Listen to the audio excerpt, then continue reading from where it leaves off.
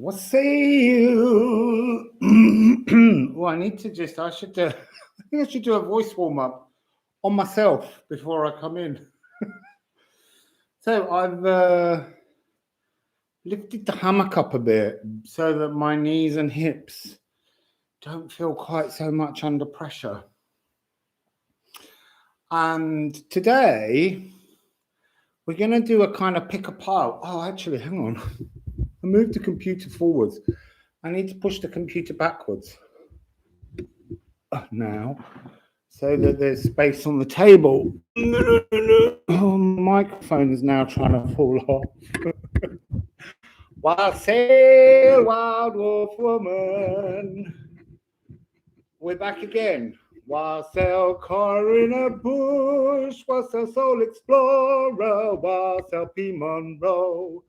Wassail, Penelope, Agatha Schaffer. Wassail, April York. I'm just repositioning things because I took that a bit too far forward. It's got to go back a little bit more, back a little bit more, back a little. Come on. Wassail, Caroline, Lania, Roberts.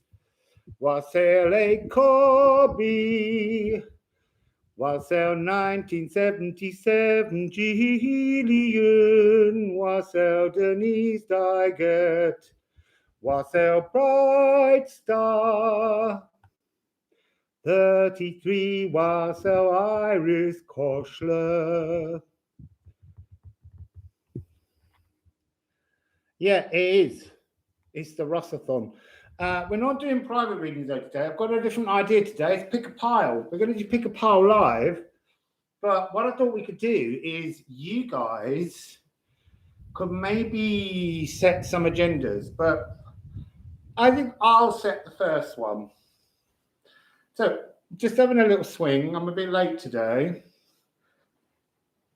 I've made the hammock higher, so it's actually a bit more comfortable. So yeah, pick a live pile. So this is going to involve me doing timestamps. So I thought what's I kind of want to do what's coming in 2022 energetically. Okay, now do we do 3 or 4 piles? We're going to do lots of different readings, but they're all going to be pick a pile. I think we're going to have to do 3 because I think when I pull the camera down so you can look at it, I think there's only space for 3. So each time we do 3 piles. So I'm going to start this one at 3:20.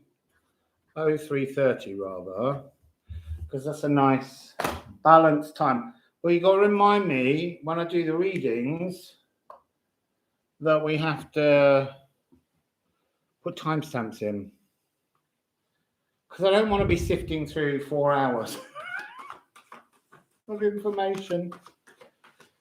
So Wassail needs 13. Wassail, Kathy, how are you today? Right, so let's begin. I think the way to do this to keep it a little bit hidden. So it's what's coming energetically, and I'm going to do 3 piles. Pile 1, you can't see that. Pile 1. Gonna have to put that towel over there because that wind's trying to steal the cards. Right, that's 1 for pile 1. What's coming energetically for pile number 2? I don't want you to see the cards.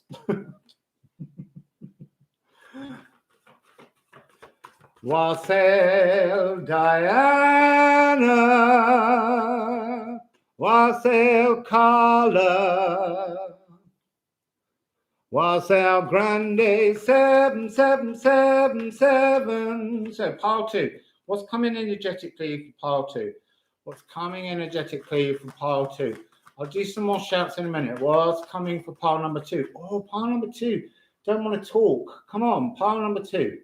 What's coming energetically for pile number 2? What's coming energetically for pile number 2? I don't want you to see it. What's coming energetically for pile number 2? I don't know what it is either. So, Wassail Diner, Diner, Diner. Wassail tree.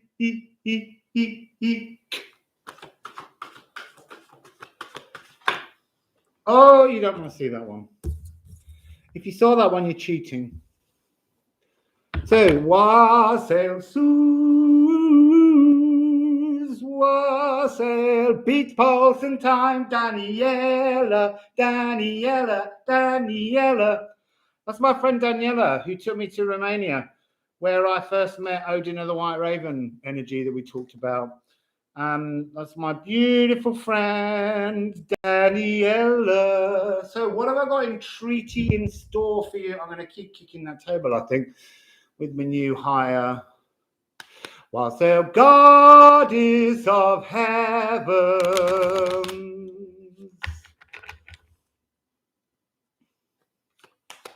So I've got the Lenormand cards. And they're going in this first reading. What's coming in energetically in 2022? Yeah, this bit's the long boring bit. Oh, that'll do. That's 3. 1, 2, 3 Lenormand.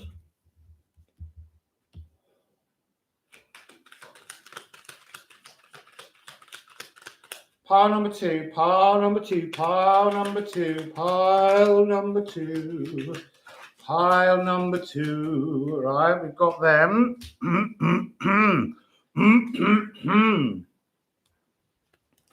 It's a clearing your throat energy, pile number 2. They really didn't want to start speaking. And then pile number 3. Don't go looking at these cards ahead of time. You're not allowed to see them. There we go. Oh, I've seen all of those ones. Luckily, I'm not picking. So now the next thing I'm going to do, I'm just adding, I feel like it needs to be mini cards with a big theme. Mini cards with a big theme. Mini cards with a big theme. So this is the Thoth. Right, apparently that one's only getting 1. You're getting random numbers on this one.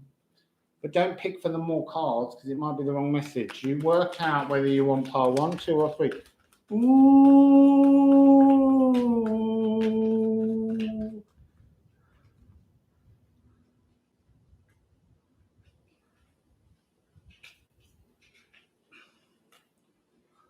That's that one.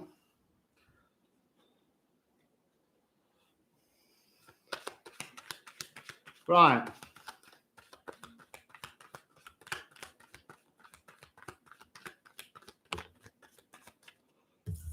I'll give that one more.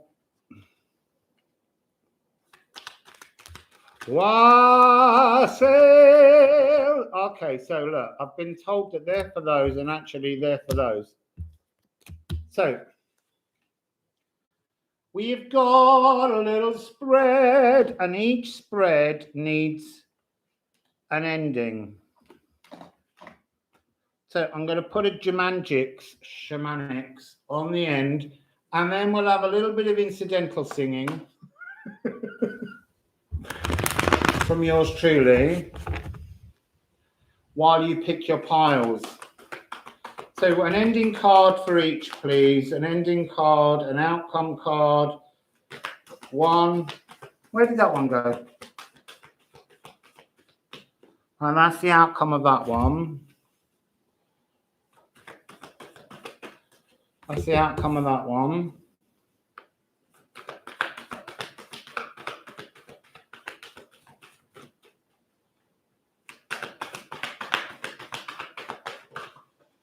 Ooh, that's that's the outcome of that one. So let's just get them looking good, looking good. Oh, I'm going to swing them round so that when you look, it makes more sense.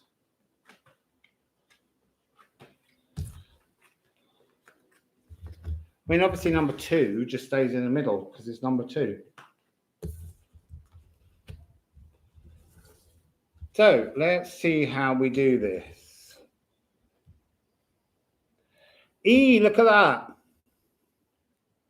So this is pile 1, this is pile 2, and this is pile 3. I'm just going to rewrite the time.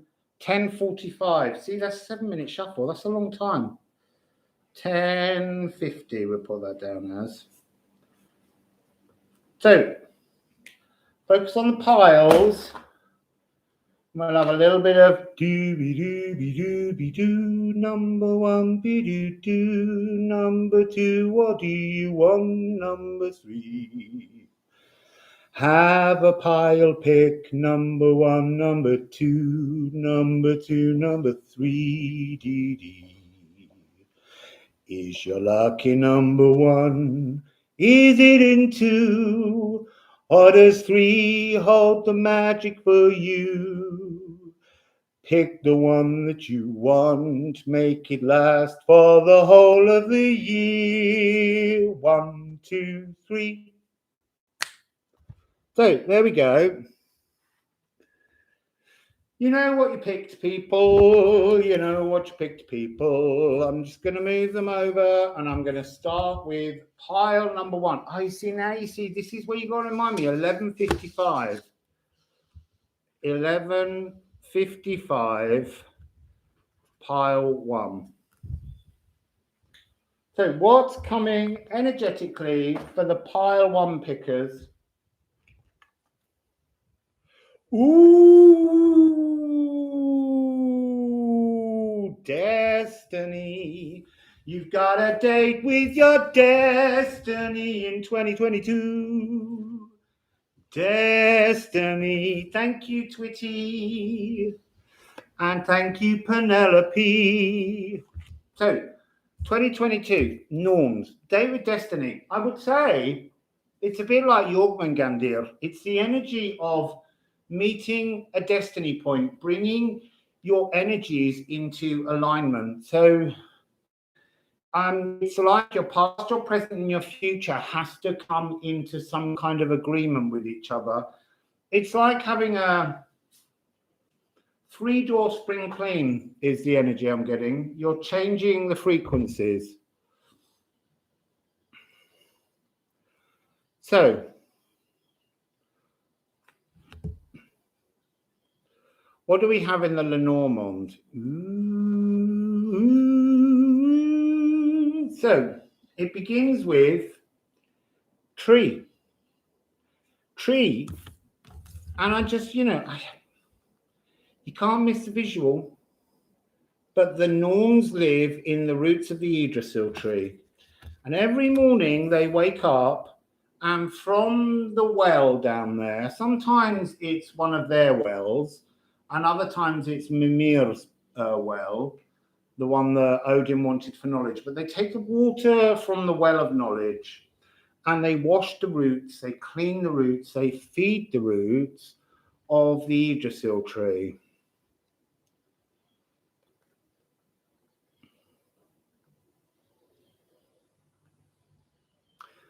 And the next card, what number is that? It's 5. 5 gold rings. Can't resist still. We're still in the season of the 12 days of Christmas. Goes on to the 6th. So,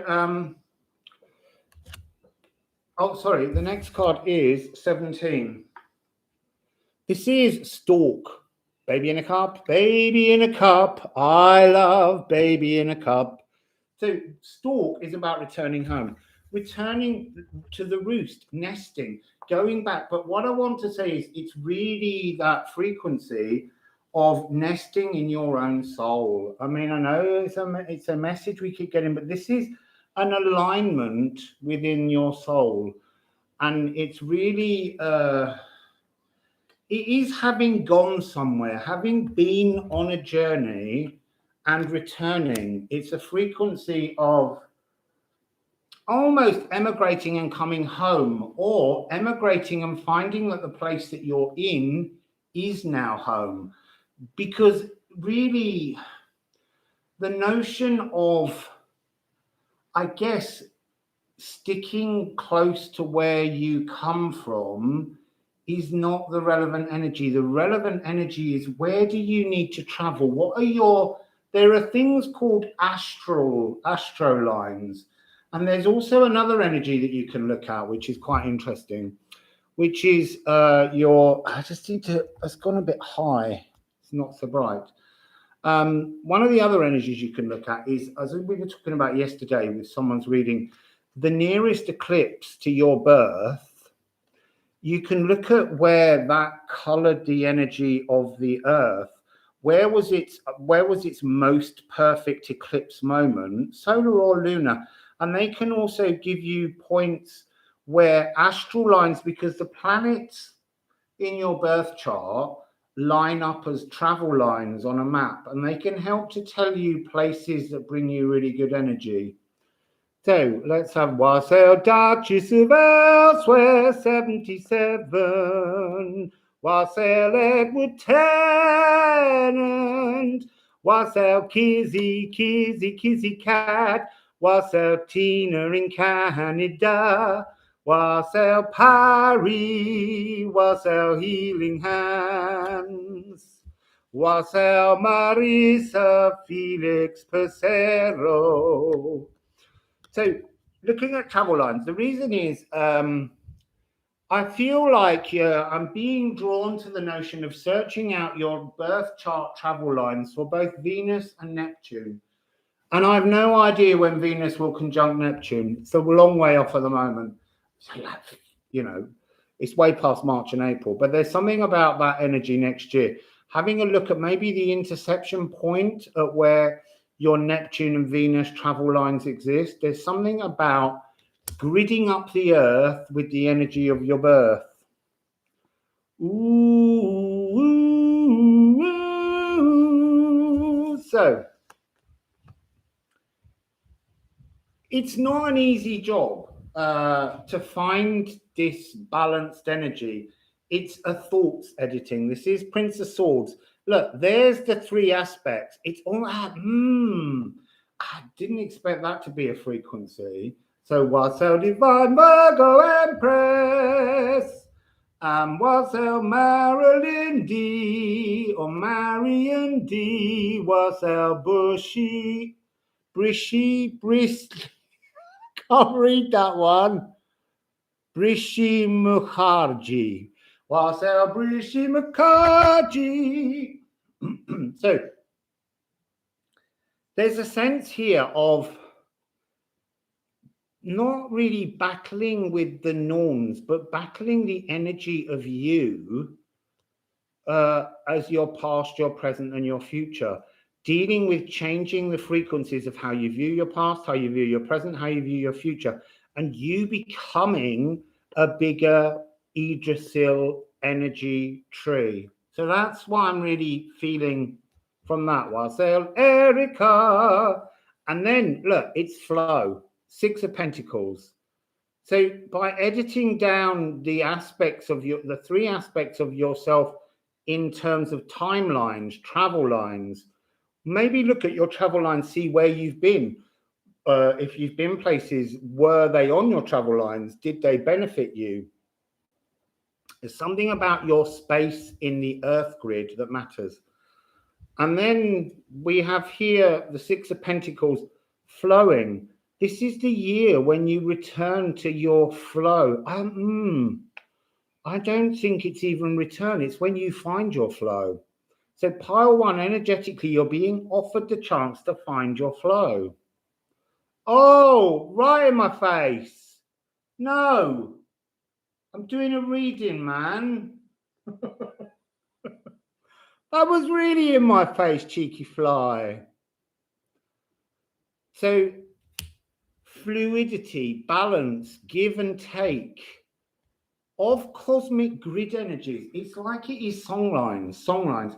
And then, I mean, launching yourself with a new passion, with a new frequency.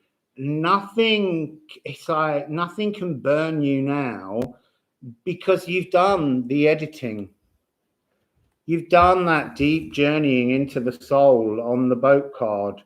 You've seen the mysteries at the bottom of the ocean. You're roosting in your own sacral.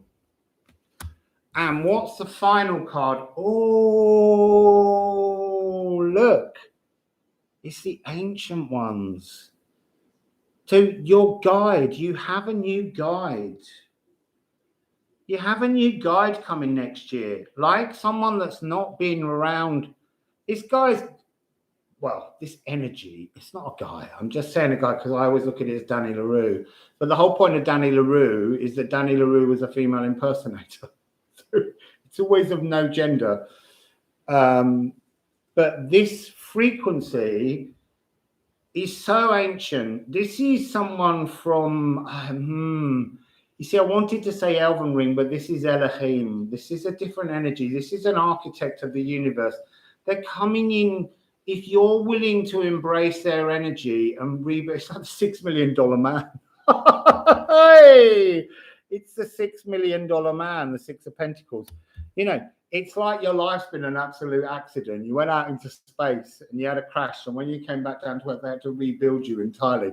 This is the energy of this. It's the architect and Elohim coming back to rebuild you and your life in 2022. Okay, so that's pile number one.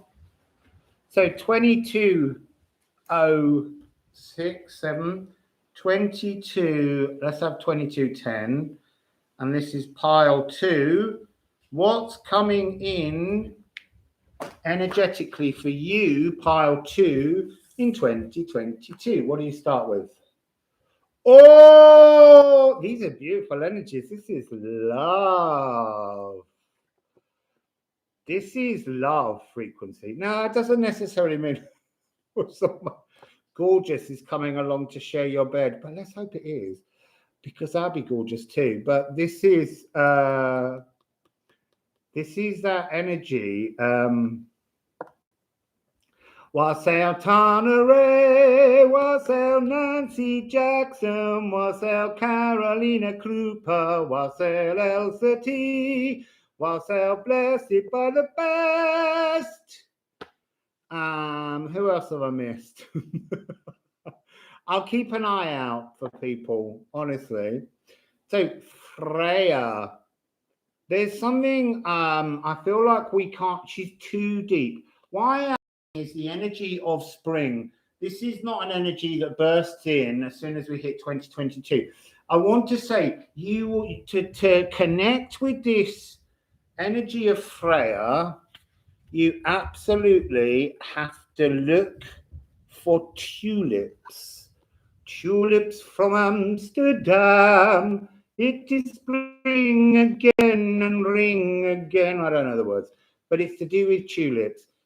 Tulips, incidentally, come from Turkey.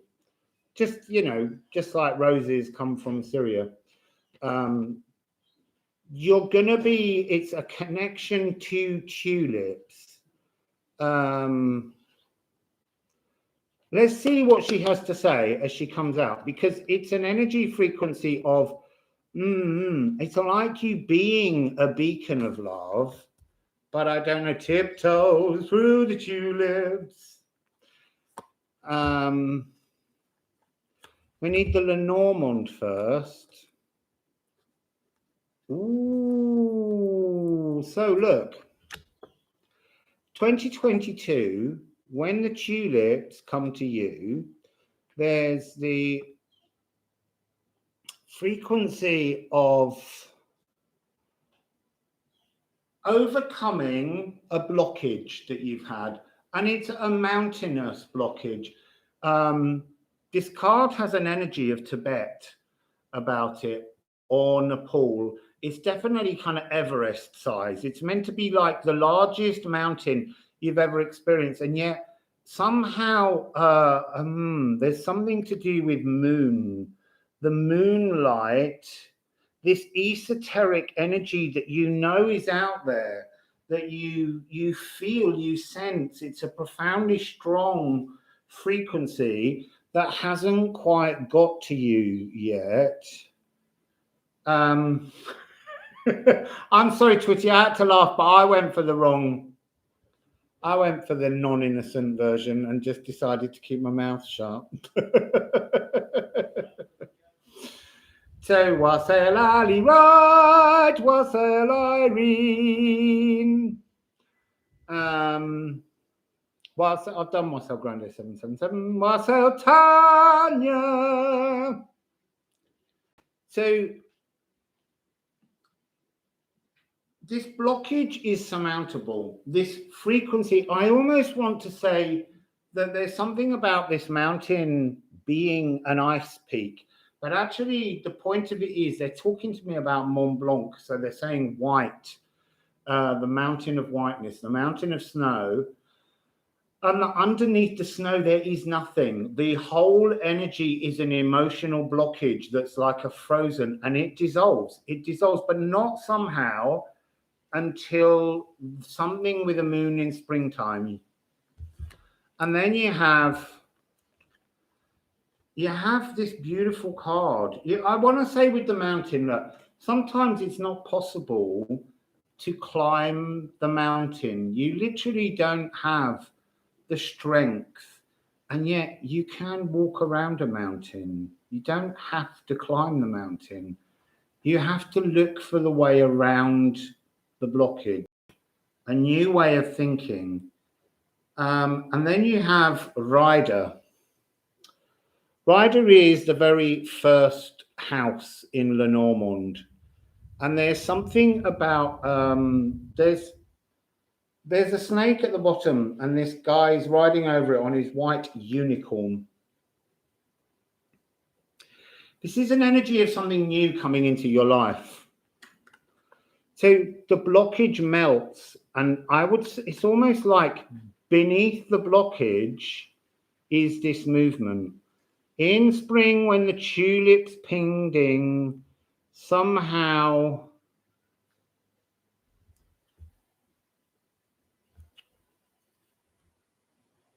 there's something about,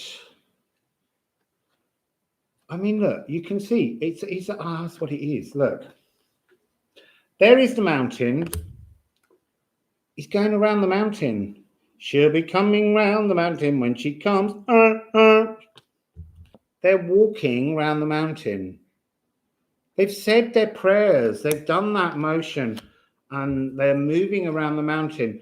And then we have the card of Anchor 35. And this is to set a new anchor, to drop. When that mountain melts, you will have a vast ocean of new emotions that have not been experienced before. And there is this sense that you need to drop your anchor to the bottom of the well of emotions, to the ocean of emotions. And then that will give you a place to begin to sort of just rotate in stillness. There's no speed on this. The boat's anchored, but it's still got movement. And it's just tasting, testing, sensing the energies of the water. What do we have here? Right, we have the Two of Wands.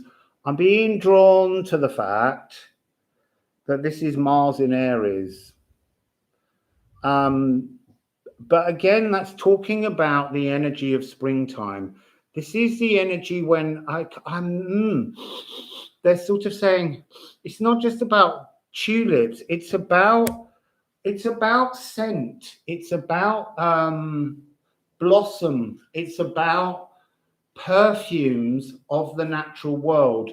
There's some kind of, it's like the intoxication of smelling a plant will help to anchor you into your new energy.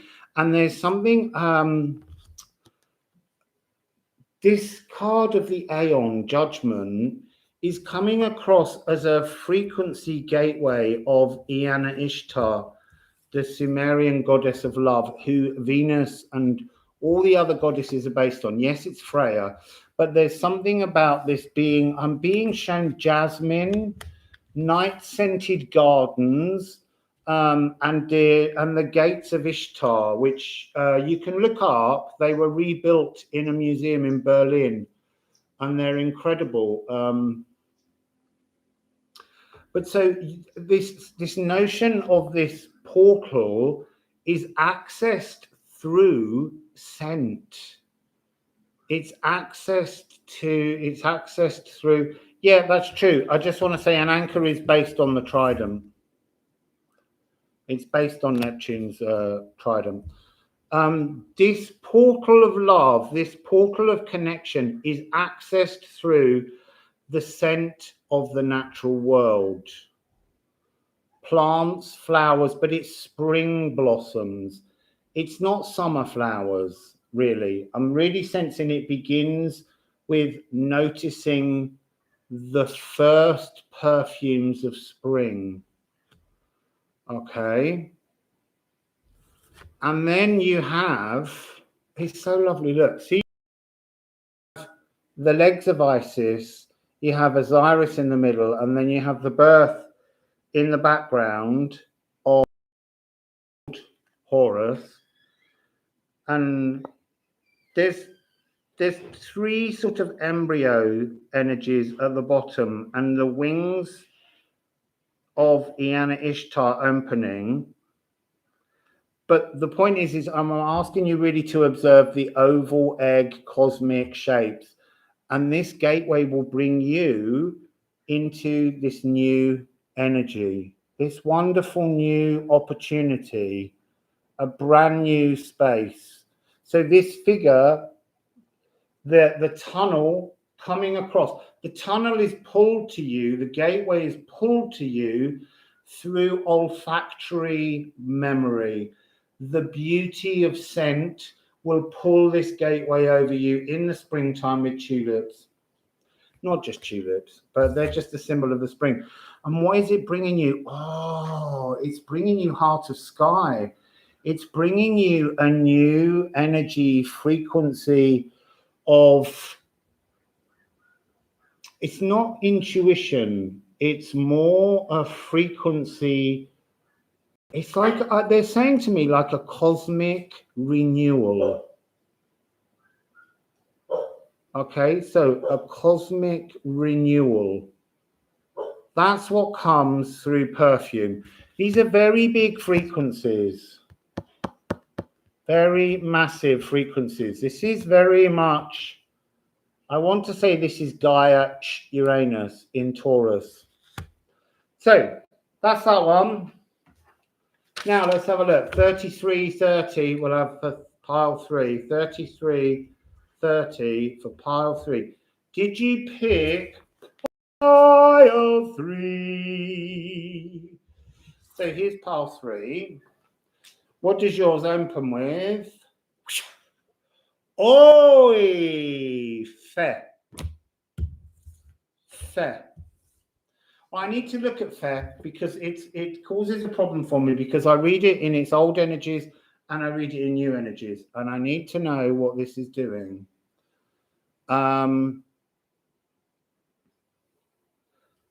This is something about, this has got something to do with planting. Like, you know, when people go to the moon or to the North or the South Pole and they plant a flag. There's something about being in the energy of the earth.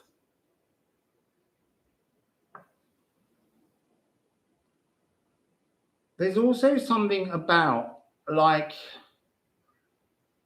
supporting an old inner compass and trimming. We come to that, I think, with what Lenormand's going to give us So let's look at the Lenormand. What have we got, Lenormand? Oh, okay. See, as soon as you get the rest of the energy, it makes sense. So the Lenormand, this energy I'm getting is planting something in the earth, burying something into the earth. And I couldn't see it being like state a flag, leave a flag flapping somewhere. But it's coming with card number 36, the energy of a tester trap. All the energy that was once, like all the energy you've gathered in the last 2 years, in many ways over a whole lifetime, but the energy that you've gathered over a whole lifetime that you've begun to be aware weighs too much as your kind of inner compass has to be buried. This is the card of cross. This is you. There's a card in Lenormand which is coffin, where you bury things you don't need. The point about burying it is you haven't finished the process. This is karma. This is the ending of things that no longer serve you. You bury the rubbish, and yes, you put a marker down, just like this was what they were showing me as a marker, as something being dug into the ground, trimming away the old inner compass so that the new inner compass can take to the light while this one's buried. So burying your old compass, and you mark it because the point of a memorial is you don't forget. It's always there. You can always wander back to the graveyard of pointless. That's really interesting. They were going to say pointless experiences, but they were immediately saying you won't. That sounds wrong. They had a point to them, but they're no longer serving you. So their function is to have learned from them. Once you've learned from them, they are pointless because you've turned them into something that you've grown forwards from. So this is really about dropping the old to start a new journey. So what else do we have? It's really interesting. I don't know which to show you first. I think really this one. This is the card of ring. And it has two magpies. Now, a lot of people say that there's a magpie outside and there's a magpie inside, but it isn't that. The magpie outside is actually the mirror. It's a mirror of the window at the front we're looking through. And the point of this magpie at the back is you can't see the treasure that it has because it's the old version of you that needs to be buried. It's the old energy. This is the new that's receiving ring. Now, this card often represents Wassail Lori, Wassail Ali right. Wassail Lori, not sure if I said you before. So this card represents union. It often represents coming into union with another, but I think this is about finding the new ring to wear as if you've got engaged to yourself, because this feels like the first moment of burying the past and beginning to love yourself. So, and then what do you have? You have Snake, the most beautiful card. I absolutely love this card. There's something about this card that's got the sun and the moon. There's an eclipse energy, but there's also this notion of the cosmic snake. And this is reaching down from the galactic center of the universe in Sagittarius and birthing a brand new earth snake. So bury the old egg. It's not an egg. It was a living energy that you worked with. It was your old frequencies. Bury it and birth yourself anew. The birthing is coming somehow, I feel, between the 30th of April and the 14th of May. That's going to be a really massive frequency for all of us all year. So what do we have in the tarot deck? Absolutely beautiful. So from this energy, I want to just one other thing, look. When you bury something, the crows can take flight again. Hugging and thugging. They're there. I know that's not their real names, but I can't resist calling them that. And they become a different member of the crow family. So this is like seeing hugging and thugging again, but they've become more resplendent. They've got blacks and whites and petrol blues on them. So this snake, this energy of this transformation is coming along with this card of change. Change. It's time to rebirth. It's time to rewrite all of your chords. There's something about this card where there's just the most fabulous energies all over it. There's a snake down this side. There's Scorpio. Let's bring it closer to you. But also this kind of old-fashioned artwork of everything strung together. It's like if you tried to play the chords on this strange instrument, the strings have become saggy. They're just not alive, and you need to bring new energy to the world that you're in. You're moving from a kind of a failure to harvest your life. And if you can't harvest, if your crop of your life hasn't grown how you've wanted it to be, don't keep watering it. It's done with. What you need to do is cut it down, mulch it over, put it back into the earth and plant new seeds that will birth new frequencies, a new energy from the earth for you. And then I'm going to show you these two cards together because it's bringing you into bliss and peace. That's what this year is offering, pile 3. It's a celebration of you, but there is, I do want to say nonetheless, there's a celebration of firstly finding you and finding another. Look, I said earlier, but there's an energy now that we've seen a lot of these cards where we're seeing the union of two. We have the 2 down here.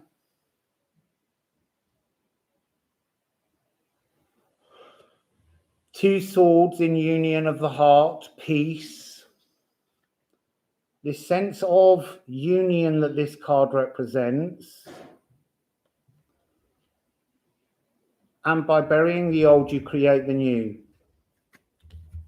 So what does this energy end with? Passion. You have to get off me. That one was trying to dig something in my arm. Go away. It's having a union with a wasp. So this sense of fire. It's like looking renewed into passion, a renewed passion. I don't know how well you can see, but there's a face here putting its head deep into the well of heart passion. Not sure it's easy to see. But it's like your fires are reignited. But you can't light those fires if you can't remove the old harvest that hasn't worked. So that's the first reading. Not sure that this higher, not sure it's doing me any better. Maybe I've just been sitting in a hammock for too many hours over the last few days. So let's pop all the cards back and we will set about doing another pick a pile reading.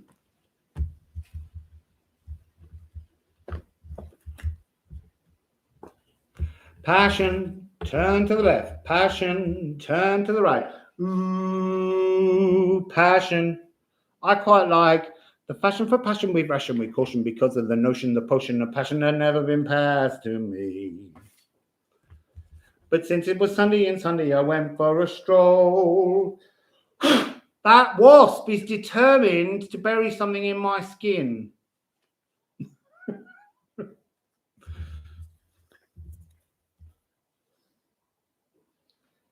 Leave me alone. It's back again. Go away.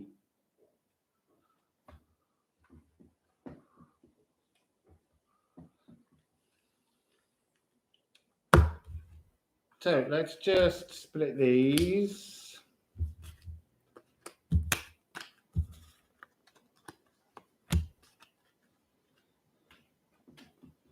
Put these all back separately. What's going on with you? What's going on with you?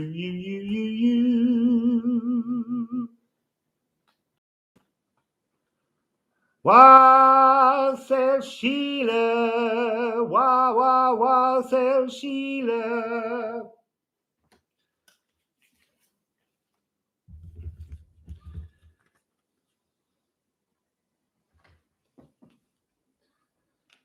So, any ideas? Someone said yesterday, energies of careers.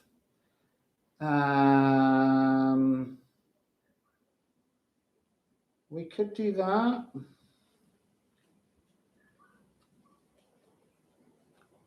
Let me just flick back a long way.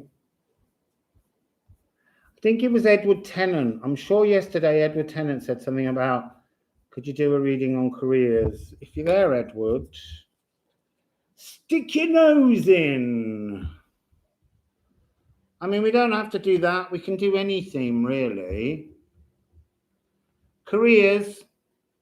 So pick a pile on a career energy. We did do pile 3. We did 1, 2, and 3. There'll be timestamps later. You can't go back now. You have to stay in the live. So I need some water first, and I need some cold water because I'm hot.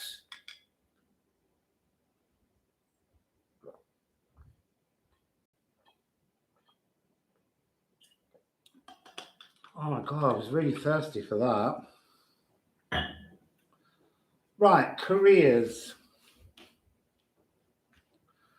Careers. So,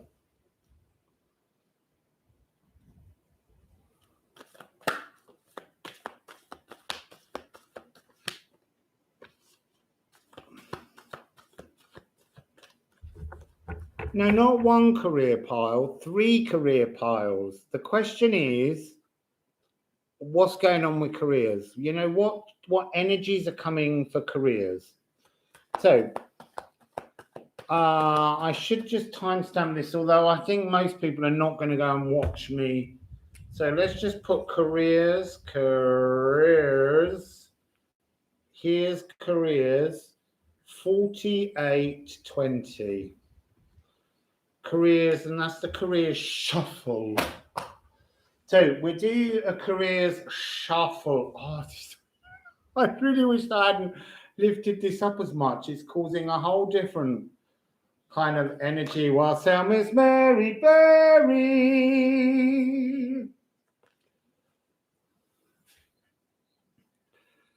So piles for careers. Sorry. Let's try and make this shuffle not as long as 10 minutes this time. So I think what I'm going to do, there's a lot of flies just appeared down there, little tiny white swarmy warmy ones. Oh, they're all around that tree. That's crazy energy. Oh, I mean, this has got this energy of like, you know, there's this great, I don't know what it's called. There's a thing they keep talking in the middle of everyone giving up their jobs. Right. There's a job offer between the job offer card between my thighs. So we've got pile 1. So start focusing, people. If you saw that one, don't cheat. Pile 2.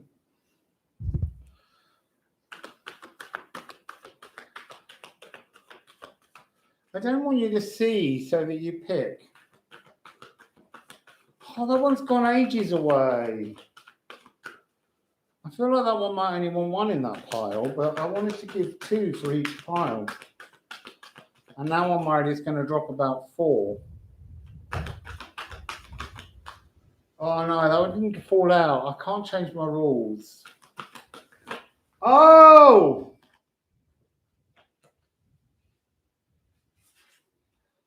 Right, there's 3 in that one. Shouldn't have told you that.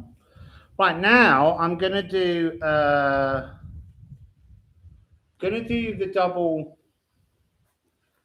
double deck.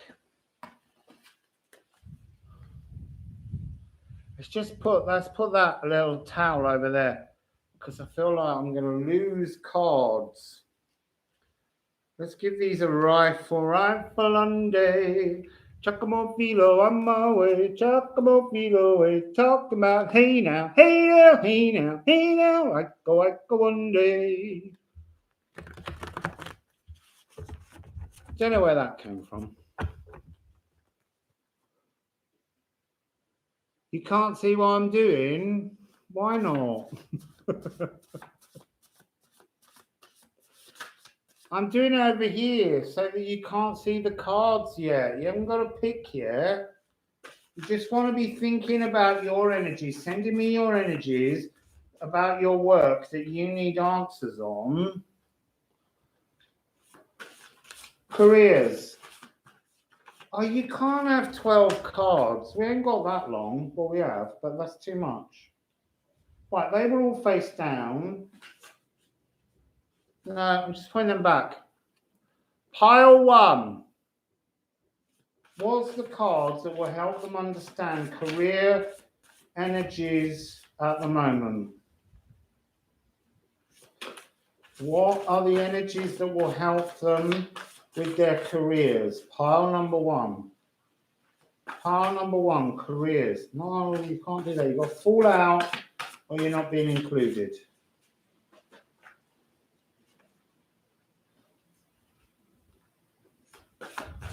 Pile number 1.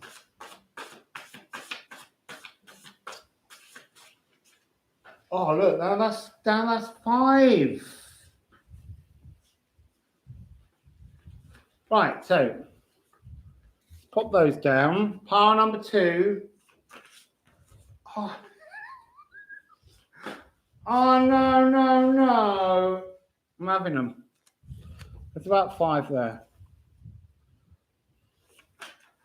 Oi, it's hard doing this side shuffle in a swing.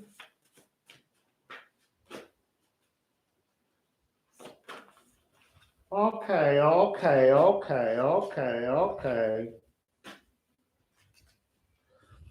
That's pile number 3. Right, and now let's have a look under here. What have we got?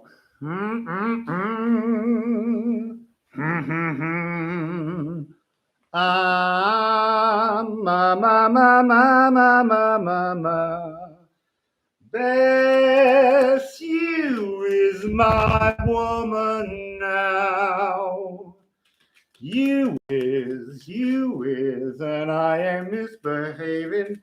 Right, so I'm putting a little Egyptian in.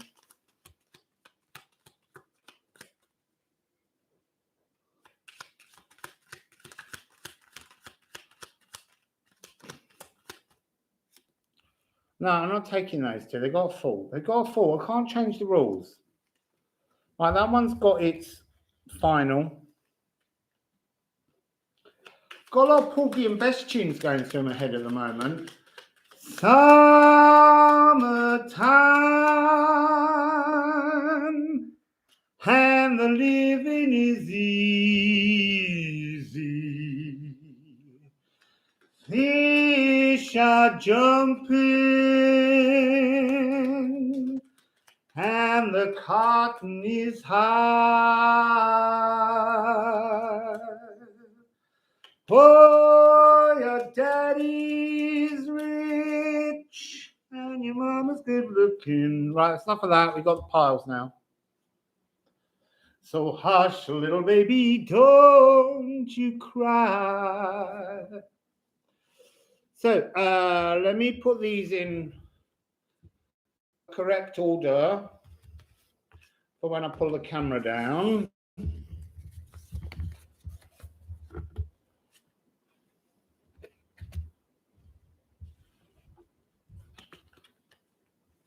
Oh no, I still got that way.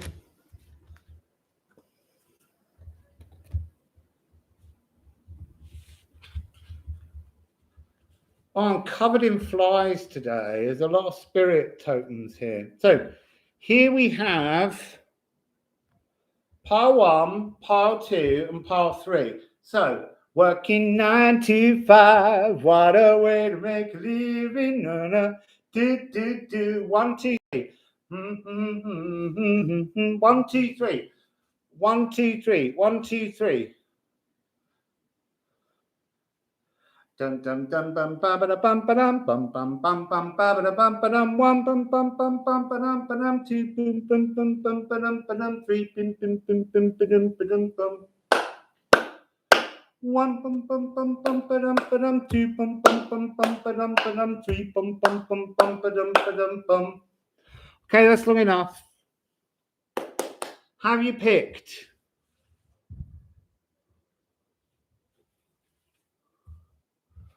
Have you picked? Right, so where do we begin? Careers advice here from the man that's on YouTube. So, it was easier. Somehow this is a bit high, right? Right. So, what do you begin with? I've no idea, but these are the 2 cards.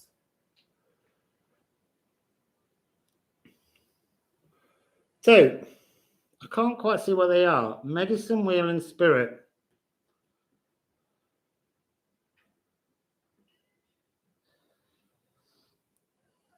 Right, I want to say there's something in this energy that's for pile number 1. Oh, timestamps, pile number 1. So that was, let's say that was 57. I didn't actually put down what time we did the sing song. Pile number 1. Right, it's like your the energy I'm getting is eyes. Are you looking in the right direction? It's like the medicine, the ability to find the job is to look in the right place. I don't feel like you're looking in the right place for the right job. That's the energy that I'm getting for this. It's like think outside the box. I don't know why this is hurting me so much. I think I've just sat down for too many hours in a hammock. So I really thought this would be more comfortable, a bit higher. So yeah, you're not looking in the right place. There's something, what's interesting is when I have this card appear, I usually, because it has the 4 compass points, I usually lay cards all around it. And I might do that with, how many? And I've got 5, so it won't work. But the important part is that this direction is the direction you're meant to be seeing. So you will at some point understand how to see the energy of the right place to look for work. There's something about thinking outside your own box. I would say break the box up and burn it, because any time when we say think outside the box, you're still being blocked by the space of the box itself. Its form is still a blockage, whereas if you remove the box entirely, you've opened the space up absolutely cleanly. You've created something new from which to work in. It's like, I want to say, it's an energy of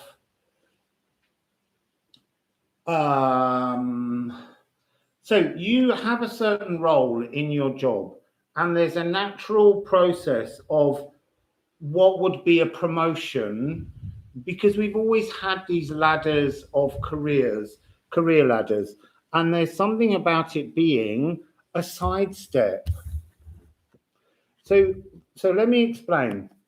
When you have energy down here, this would be the energy of what the cosmos is trying to teach you.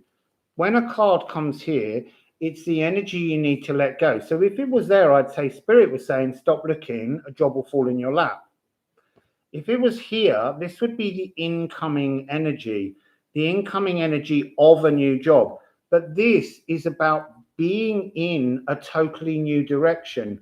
Look into the new direction. The lessons around this energy are not important. The lesson is within you to look in a new direction, to look to the new dawn, to look east. I don't mean you got to move east. I just mean you look to where the sun rises, and there is a sense of the sun rising behind the owl. So not looking for a job that is the natural career ladder job. You know, just because someone says, you know, the next position you would have is this. No, think outside the box. Throw the box away. I've got to keep saying that. Throw the box away. Don't think outside the box. Think without the box. Just look at what would make you happy, what would please you, because a lot of jobs don't please people. I mean, it's weird. Yeah, this is like a job for me, but in many ways it doesn't feel like a job, but it does please me. You know, it gives me enormous pleasure spending time exploring something I love and then sharing it. That really makes me feel a lot better. So by working out, is that Sasha Carew? Wassail, Sasha Carew. So what do we have here? Oh yeah, so it definitely begins. Oh, it's interesting. So it feels like your work has this sense of opposition. There's this energy of, I want to say there's a tension around seeking a new job. It actually bothers you. I think it's that whole energy of the CV, the algorithms, all of that kind of energy. It feels like it's opposed to your natural sense of being. I want to say, interestingly, I was mentioning it earlier and then I kind of went off the subject. I couldn't remember the word for it, but there's something that they keep writing about, which is about everybody throwing in their jobs, but I can't remember what it's called. It's called the Great Resignation or something. And it's really interesting that for the first time, I don't know whether it's true in the countries you're all in, but there is a sense, I can only talk about it in the way in which I understand it. So it's better for someone who is a nurse in Britain to work through a nursing agency, because the shortage of nurses, because the pay is so poor and the conditions have been whittled and whittled and whittled away by the employees, you know, 0 hours contract, that people are turning away from jobs. And because the work companies need employees, they're having to go to agencies, and the agencies are giving people better pay and better conditions. So there's something of that energy coming in that maybe you stop looking for, you know, I want to say like a permanent job, maybe. I don't know. You know, it's looking for what would make you more comfortable and more happy. And it might be that it is just knowing you're paid better through some kind of other form of employment. So this thinking outside the box is coming with, oh, see, that's really interesting. I was being really drawn earlier and I just ignored it, to the fact that this is 35 and then 39. I was like, it's like 37 should be here. And this is 41. This is past that point. And I wanted to know what's the job that's missing. And it is like the energy of the perfect job. It's here. It's solstice. It's a rarefied energy. It's 37. The job is something I kind of want to say that's, you know, I did want to say made by you then in a weird way, but that's not what I mean. Made for you. It's the perfect, it fits like a glove, but it is a rarefied thing. And there's a tension because you can't at the moment find that frequency. So there's something in this pile that's saying you have to trust that there is a job that fits you like a glove, the job that's made for you. It's no good going into the market and thinking it's a busy market, everyone wants a job. No, you make it your market, you make it your frequency. And there's something about this job being somehow community-based in some way or reaching out to a wider community. But it is about the perfect job, and it's a rare find, but it's out there for you. But you've got to trust in how to receive it. I just got to pull that forward slightly because I can't slip the cards underneath and they're blowing. Just get them there. So what do we have here? 26, Earth. This is something in the real world. This is universal seed. It's like the seed. Oh, the medicine wheel has got that energy of the seed. You need to apply your absolute faith in the fact that you have the perfect job, the job you've always wanted, the job that makes you wake up in the morning and smile and go to work. It's there for you. Oh, this is interesting. It's almost like it's in lines, the tune. It's like singing the work towards you. So we have two frequencies here. We have mortar and anchored, and then we have sap. But what they're showing me more than anything in this is the breaking away of these two energies. This is like your old thoughts of this is my career path and all that is contained within my CV. This is my new path with still all that's contained within my CV. No. Thinking outside the box. You can have the new energy, wasp, the energy of sap rising, a newness of a song line, a job line, work frequency connecting and rising through you is what's coming. And then the Lenormand, the Egyptian cards, I just like to give you their key word because I forget their key word, but it's something like lightheartedness. It's like a fall card. It's like a new beginning, but it's almost like this. The cat is representing the old career paths, the old career ladders, the people around you that tell you the restrictions that you should have placed on you. And you're going, no, because I've got a great big owl and it'll come down and eat you, little cat. You have to be bigger than the expectations that you've previously allowed yourself to have. And that's how you get your job.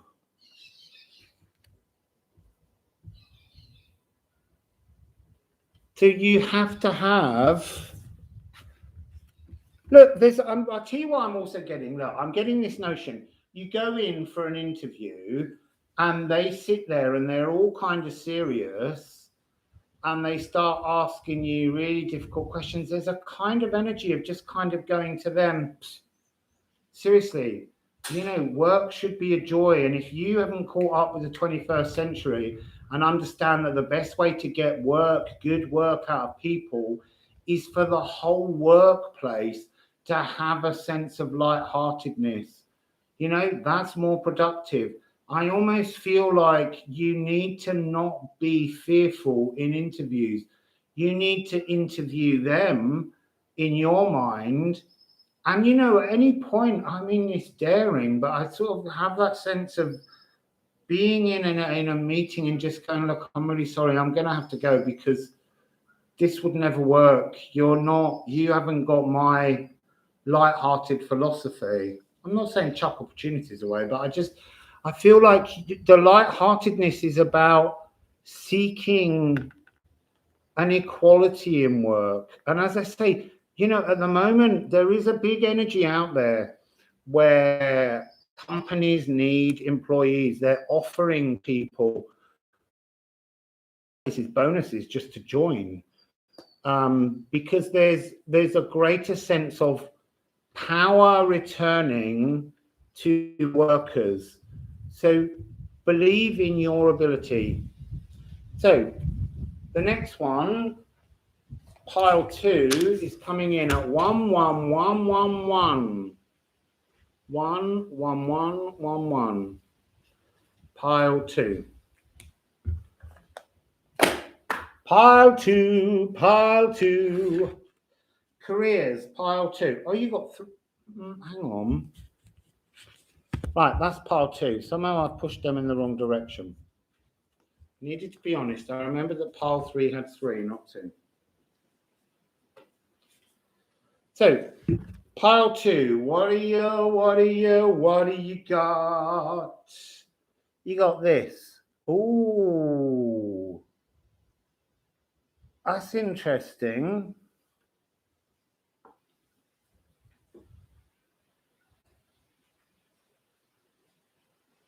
Soul retrieval and water.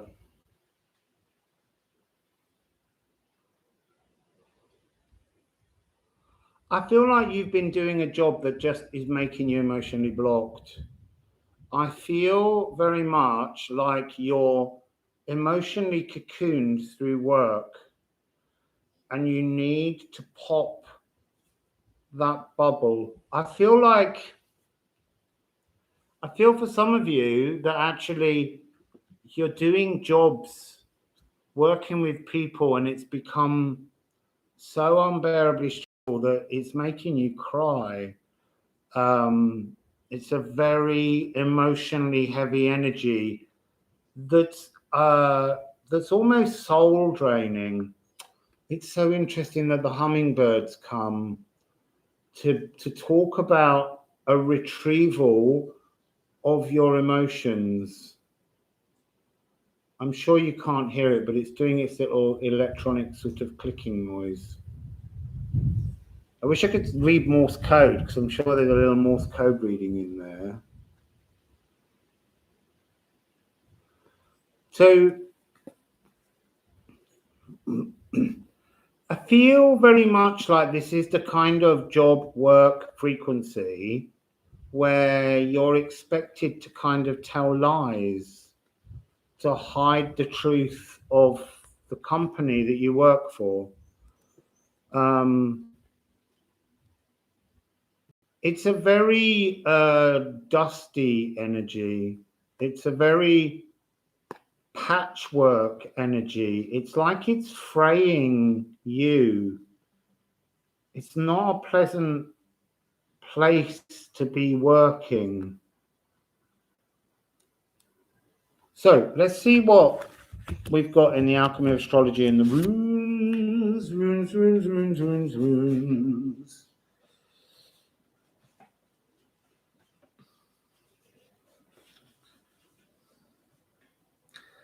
So, hang on, am I doing that the right way? I need to put them down so that I read them the right way. So, you've got spirit, the alchemical image of spirit. There is a key to transforming this.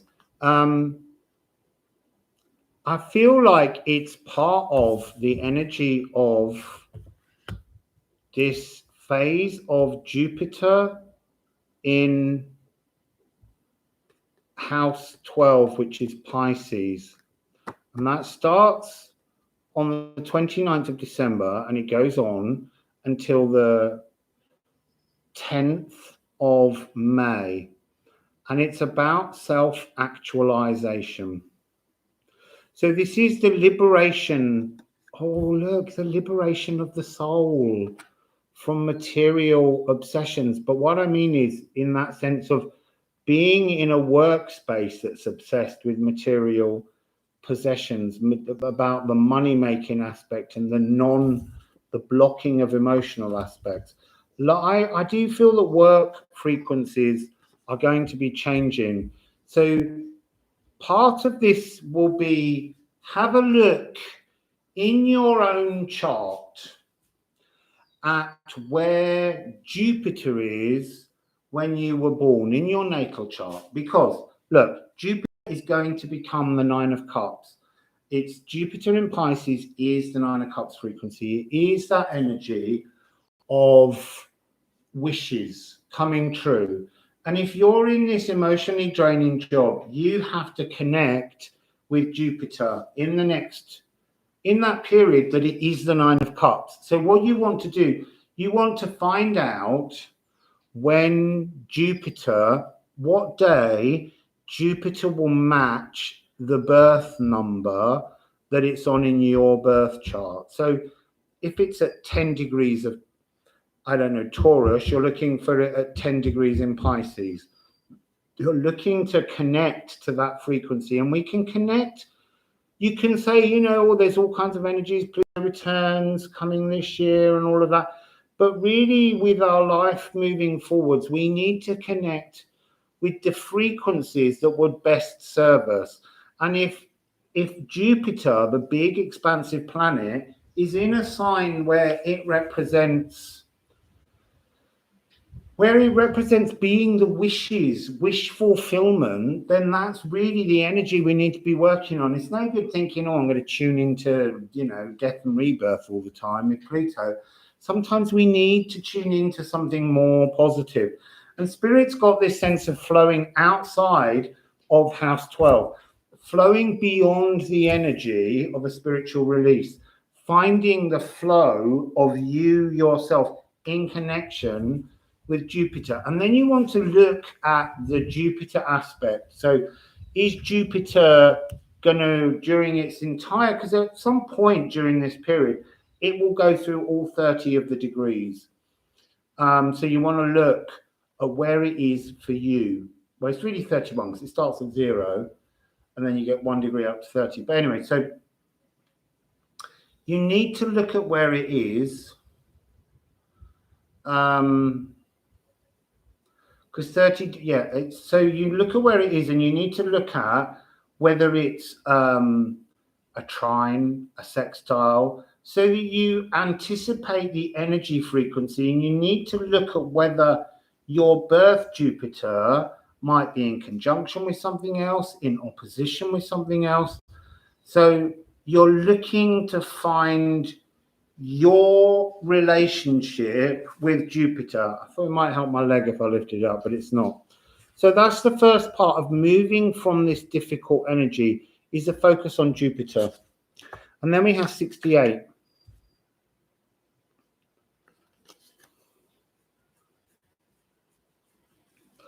This is thought editing. It's air. It's the energy of air. We're in air.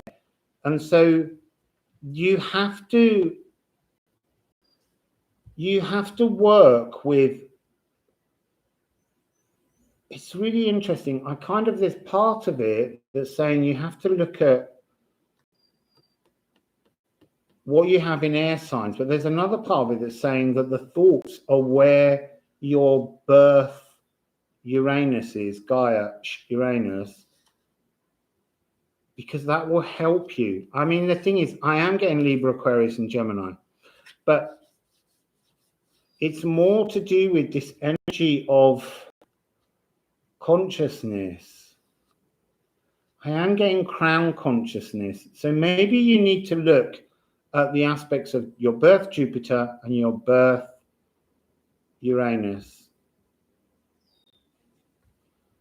to find out how to trim down and release the Kraken.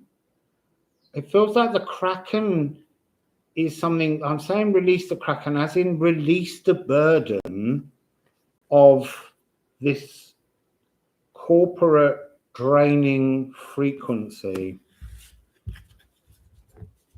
And then you have Ash, personal Yggdrasil, my own personal Yggdrasil, which is coming with Björk. Look, people. So you've got the Jupiter and Uranus, and the Jupiter natal to the transiting Jupiter in Pisces will bring about the birth of your new personal Yggdrasil tree that links to you getting a different form of career. I don't know why my screen keeps going so dark. But this is a new life, work, ethic, a retrieval of parts of your soul.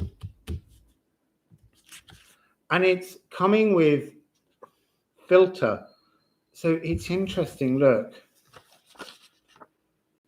You have to go into the spiritual key. And now it makes sense.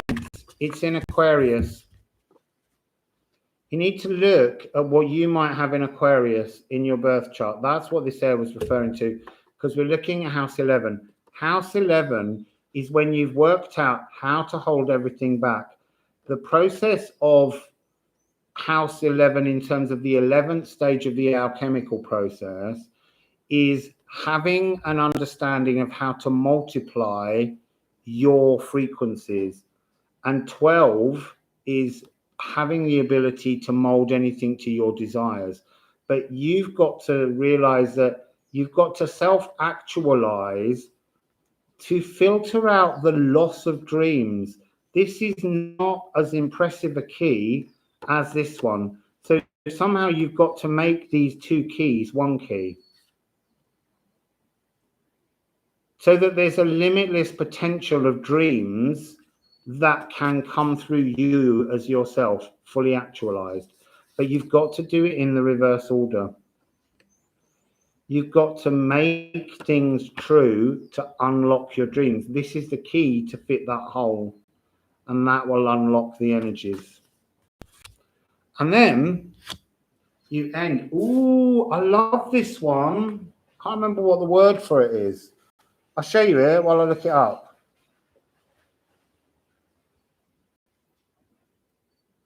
Yeah, look, it means positive movement, success, and excellent advice. It's kiss my eye. Kiss my eye of Horus. Maybe get an eye of Horus, draw an eye of Horus, put an eye of Horus on the top of your CV. I don't know what it is, but there's I'm getting this energy of Saturn and the moon from that, but this eye of Horus is you know, like if you want something, you put your eye on it. You put your eye on your dreams. So you need to sort of journal the changes that you're going to make. And with each point that you make, draw an eye of Horus, kiss the eye of Horus, create the charm to bring this energy to you. So that's pile number 2, said the man with the dead legs. I'm going to have to lift my legs up in a minute. Really shouldn't have raised this. Shouldn't have raised it. Although my hips aren't hurting as much, I've got Della underneath of the thighs. So, pile number 3, pile number 3. So P3, 1, 2, 4, 2, 4. 1, 2, 4, 2, 4. Pile 3, careers. So what kind of job would you like? Oh yeah, this is the one with three. Just gonna get them up. Can't see them yet. I'm just getting them up so I can bring them to you and we can all have a look together. Here we go. What have we got? Ooh, that's interesting. I can't see them properly. What's that one? Ooh, oh. Stop the job hunt. So you've got the beloved, Taming of the Wind, and you've got the hunter. It's like, it really is like your dream job's coming. You can stop the hunt. The wind is going to stop. Your dream job's on its way. That is Wassail care as well. Wassail corrida. Wassail apothecariats. Yeah, that's exactly what it is. It's almost like, need I say more? Apart from, obviously, we didn't do 5, everyone together, 5 gold rings. So, oh my God. And again, 5 gold rings. And again, 5 gold rings. It's all changed. It's all changed. Stop the search. The hunt is over. 555, the magical 15, which is a 6, coming back into flow. So let's see what you got. Because, you know, what else can I say? That is literally, you can see, stop the hunt, tame the hunt, the job you want is being brought towards you. Sorry if you didn't pick pile 3. There you go. I need a drink of water. I'm thirsty.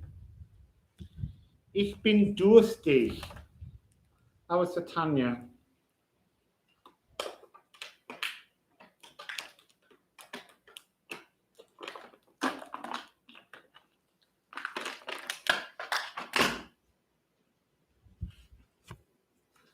Right. Oh, look.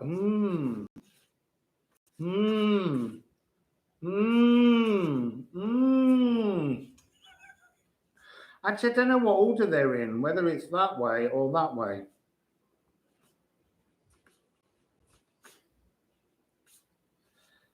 Right, so I'm just going to read them as they come. So you've got gathering. And this is the opening of the void to offer a channel, the wind to come through and bring the new energy. It's like a cosmic channel being opened to gather a new frequency and to deliver it to you.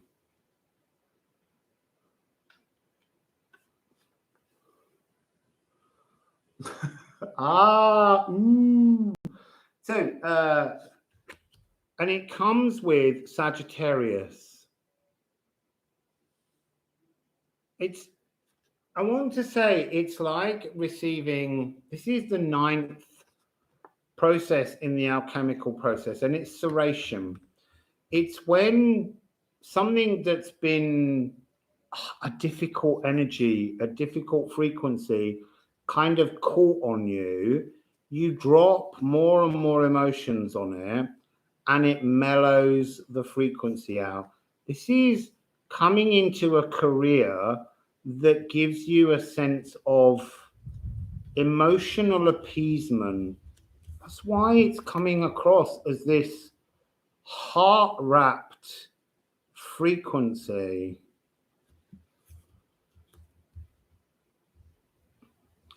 I also want to say that this energy that's coming, this job, this hunt for the perfect job that's over, is bringing a mellowing, a pacifying, but it's bringing like a job that's just chilled. You know, like I'm doing my job here now, and it's chilled. I don't get stressed by any of it. You know, it's just deeply pleasant. And that's this energy of just, you know, why accept shit when you could accept bliss? If you just, yeah, but jobs are always awful, then that's what they're going to be. I've always fought to be independent. I don't like someone being my boss because people get power crazy a lot of the time. So I've always been self-employed. Yeah, you have to do a lot of arse licking when you're working for celebrities, but only if you choose to do that. You can choose to just say no. And yeah, sometimes I would lose my work because a lot of famous people like everyone to say yes to everything they do. Whereas mine was always, how long will it take me before I have to say no to something stupid? So it's about your energy, your choices of how you want your life to be. If you want to allow your life, your work life to continue in a frequency that's not perfect, it will continue to be not perfect. If you start to enforce your own boundaries on things, you know, I've had bosses in my very early days when I worked for people who would say to me, right, you need to do this now, and I'd say, I'm not doing that. I'd say, no, but I'm telling you, I'd say, I don't care what you're telling me to do. I don't believe in what you're saying. You're asking me to lie to the public. I'm not going to do that. If you need someone to tell a lie, you ring them up and tell them. I'm not doing it. And yeah, I might have lost my job for that. But it was about maintaining my own work integrity.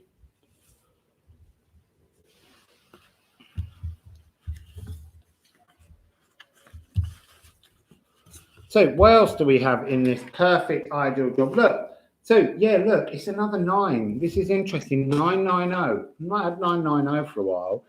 Divine, divine, divine, waiting for what's in that cosmic zero egg. And this is not ended, paused. I can't help thinking that it's talking about this Neptune energy, but it's like Neptune hasn't quite got its act together. It's like you haven't quite got your act together because there's some part of you still in an energy of fusion, in an energy of the wind swirling. I feel like it might be, I'm now getting that energy of Neptune with Jupiter. So maybe it's, maybe it's something around the 12th of April when Neptune and Jupiter conjunct that you will feel the gathering of these energies coming together to bring the new frequency, from the cosmic egg. And then you've got Lagu, cosmic ocean, this new energy. This is Akashic. Every day now I'm like, we've had Akashic sap, we've had Akashic splashing. This is like Akashic spewing. It's like it's vomiting Akashic energy towards you on the 12th, 21. April is an energy that you need to work with. You need to connect to Neptune and Jupiter, but yours is the energy of Neptune. You need to look for you where Neptune is on your birth chart, and you need to see where it is now, and you need to see the point at which Jupiter passes your Neptune on your birth chart, so that you gather a kind of energy on that day, because it's gathering. You need to gather the energies that pull together for this conjunction, and then whacken, originate this. Clear the fogs, clear the delusions, clear all the expectations, that you have in your job hunting and originate. Just go, do you know what? I'm going to make up my own perfect job and it's coming to me. It's going to happen. So, that's yours. Right, so let's put all these cards back. While I'm putting the cards back, I've just got to stand up. My legs are killing me. Oh, nearly pulled my pants all the way down then. Sorry, people. You don't need to look at my legs.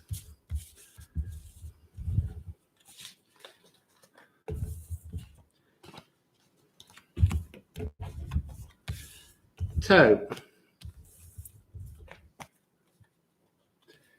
let's get these in the decks. Oh, it's so nice to stand up for a bit.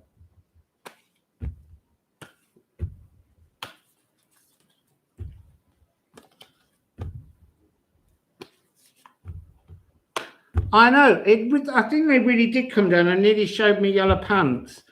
Luckily, I'm fully covered. There's no ruderies involved in this. They need to go in that deck.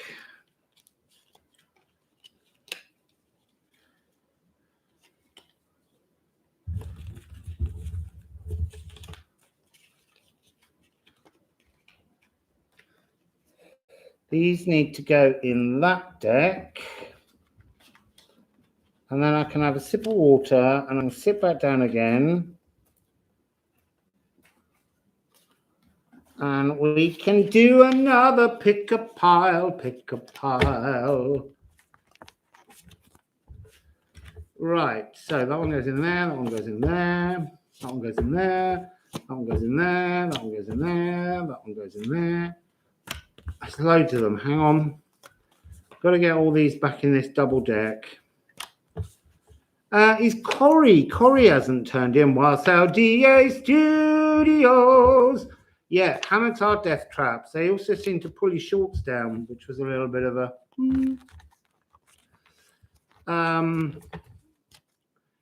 Is Corey in here at all? Obviously not. I'm trying to get a message to him, and I think he's changed his phone number again.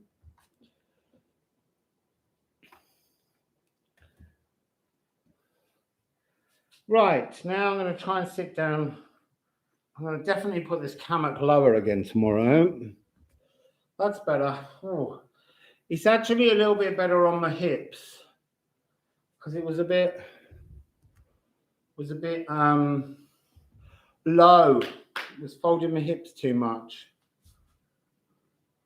Yeah, Corey has changed his name again. It's not Founders of Light. I can't remember what it is. Hang on, maybe he's replied. Let's just have a little quick look. No.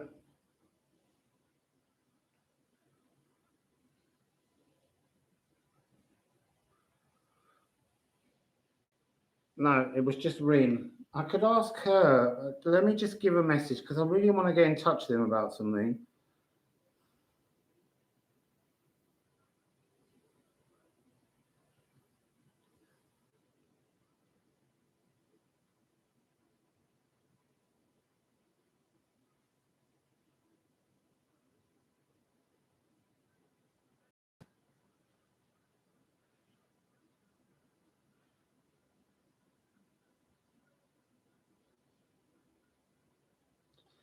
Right, that's that done.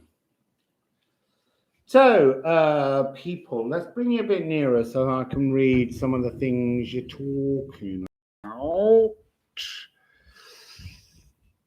Oh, yeah, Light Body Oracle. Well done, Sarah. Wassail, Sarah Jax. Yeah, and Eve knew too. Wassail, Eve. So, yeah. That's his new name, but I noticed on WhatsApp he's not been on for a while, so he might just have changed his number. Thanks, Sasha.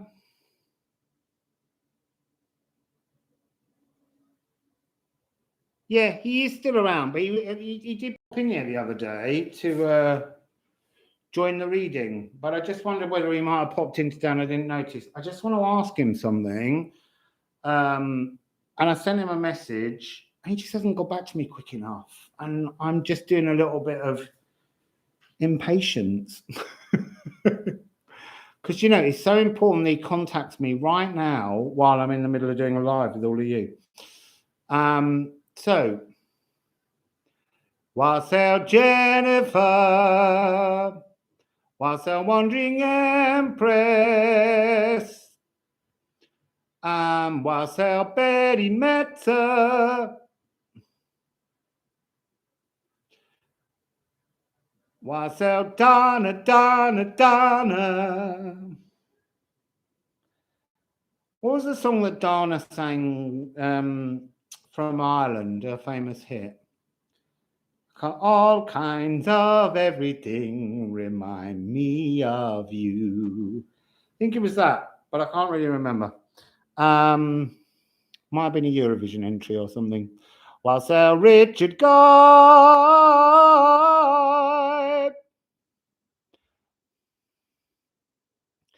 So, what should we ask next? What should we ask next as a picker pile? You can have anything. We could do something like, what frequency from a previous incarnation are you looking and working with now? Or what might the shifting nodes bring for you? Or what's the energy to focus on in the next solar eclipse tunnel? Or, you know, what gifts might Pluto be bringing to you? Wassail Apothecariat. It's only because I could read it this time.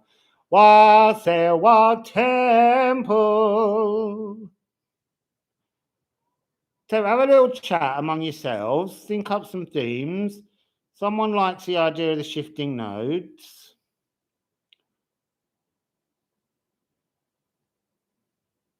How about new gifts will come online from Eve? Someone's put past life one.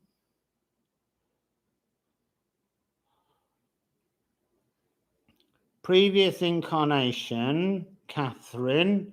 Wassail Catherine.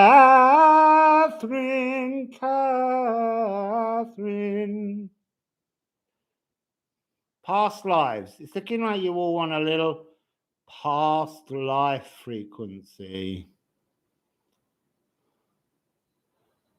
So,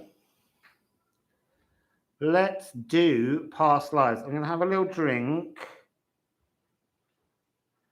I'm just looking down at the ants. I just want to try and get them, my thought process, to kind of get them to move so that they're not in my way and I don't tread on them. Aleister. We might do nodes next. Remember nodes?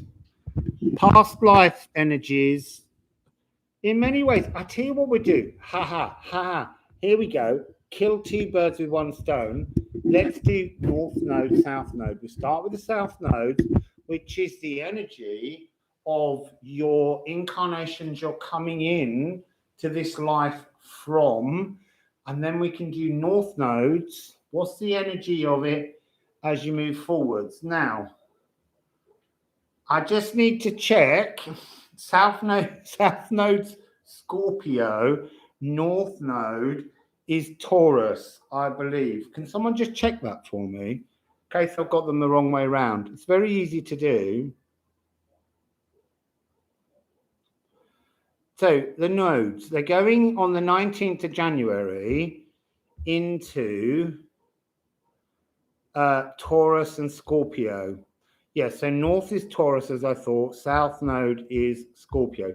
So we're going to start with south node in Scorpio, past lives, the frequency of past lives. So let's get this down. P-A-S-T, past lives, south node in Scorpio. from the 19th, just so you remember, and that's 1 hour 44. Sasha, it's 14444. It's the old life. I just want to say to you, it's the old life. You can get a new number for your new life. Couldn't be more clear there, Sasha.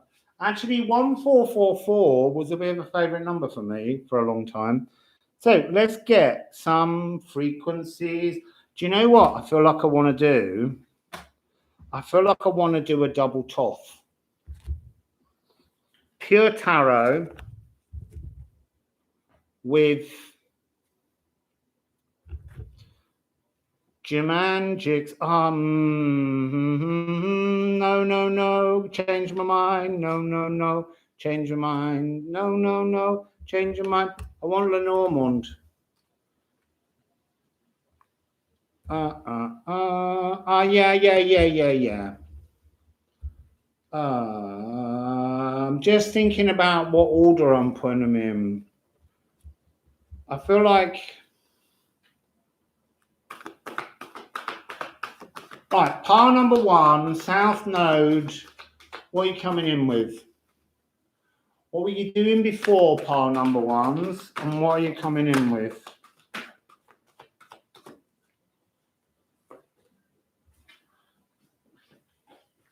I don't want to look at them. I did see one of the cards because it was face up. Pile number 2. What are you coming in with?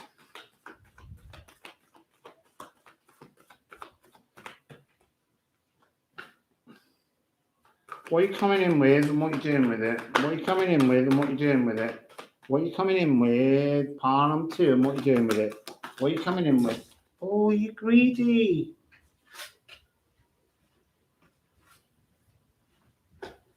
What are you coming in with and what are you doing with it? Right, pile number 3. What are you coming in with and what are you doing with it? What were you doing with it before? What's it doing with you now? Pile number 3. Okay. I haven't seen that one because they're both face down. I did see pile number 3 and it went through my head and I was just like, I don't even know what that means. So, Lenormand. Pile number 1, South Node. Oh, they're a bit exciting.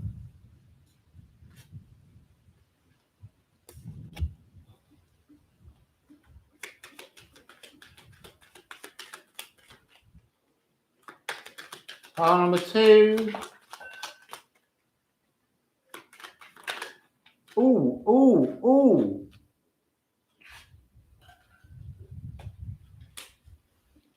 Pile number 2 is card greedy. Pile number 3. Oh, that one's landed on my knee. Pile number 3. Don't want those two because they didn't come out. That one can go over. See if there's one more.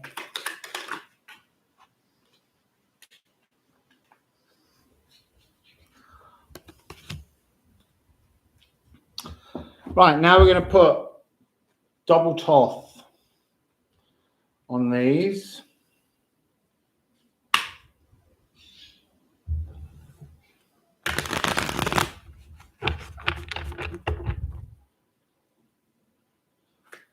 South Node, where did you come from? What's it got to do with things? I'm just going to literally switch decks and do the smaller one to go with pile number 1. And then we do the same with each.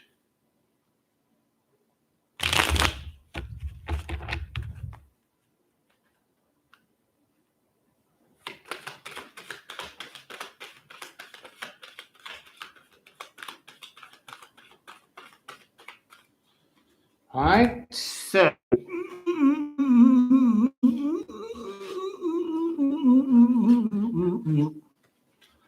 pile number 1, Pile number 2, South Node, where'd you come from? What's the purpose? Where's it going? What you doing? Why is there things? How's it moving?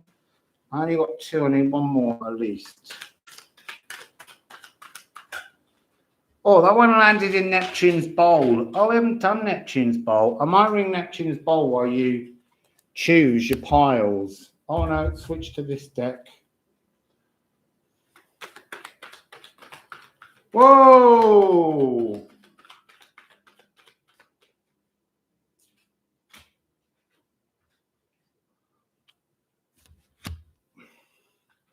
Pile 3, pile 3, pile 3, pile 3.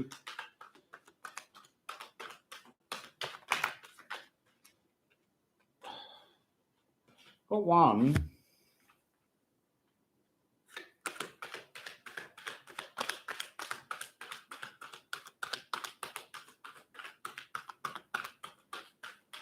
Ooh, nothing coming. Nothing coming. Pile 3. Come on, South Node. In Scorpio.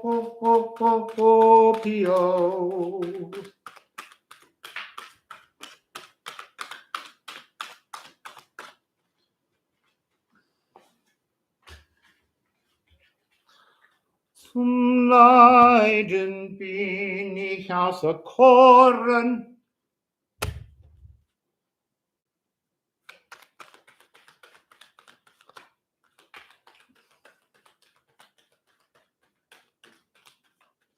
Der holle Rachen kocht in meinen Herzen.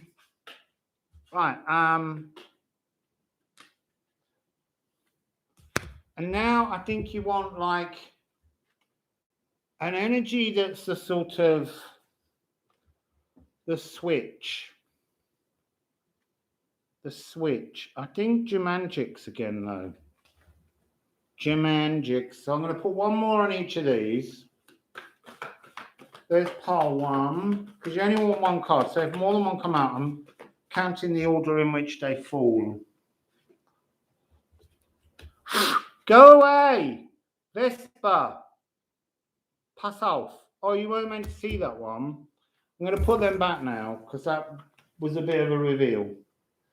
There's a bloody Vespa going round and round and round me.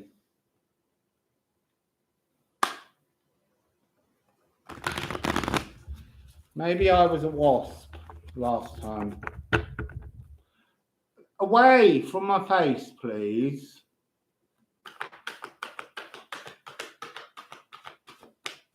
Right, solution, ending, transition, 1, 2, 3. Oh my God, they're amazing. 1, 2. They're all face up. Whatever pile you pick is a good outcome. So don't stress yourselves. So let's take the piles. That's pile number 1. I have to put that there.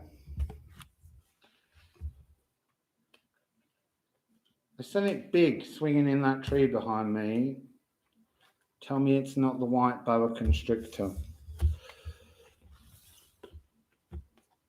Yeah, that's definitely the second one. Suddenly thought I'd put the wrong card on the wrong pile.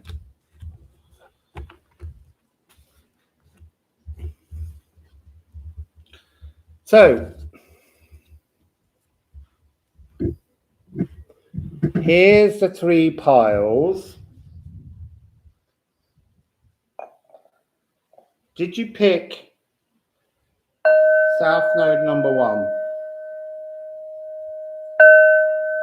South Node number 2? South Node number 3? Past life frequencies. 2, 3, 1, 2, 3.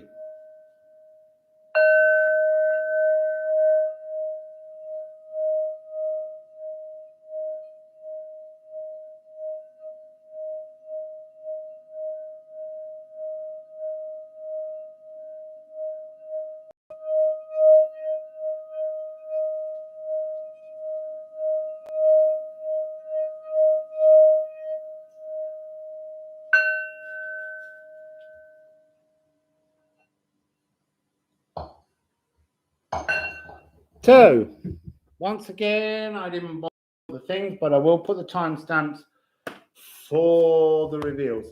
In a minute. You see, that took 11 minutes to do the shuffle and the choice.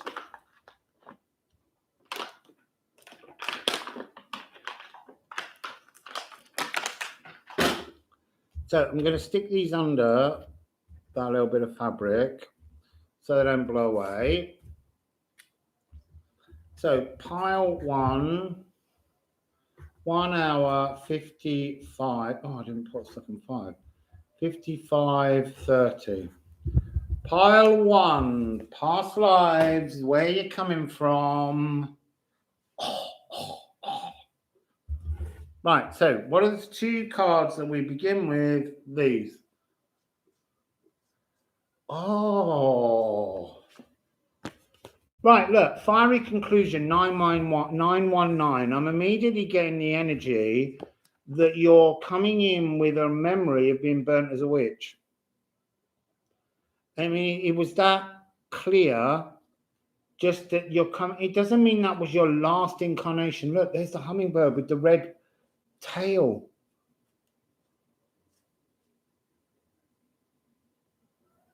That's its first appearance. Look, but this is the whole point. What I'm saying is what you're looking at is that you could have been anything in your last incarnation. This is dealing with an incarnation that you had that connects to your south node being shifting on the 19th into Scorpio, a death and a rebirth. This is honestly being burnt as a witch. It's interesting because in Scotland, they're about to pardon all women who were burnt as witches.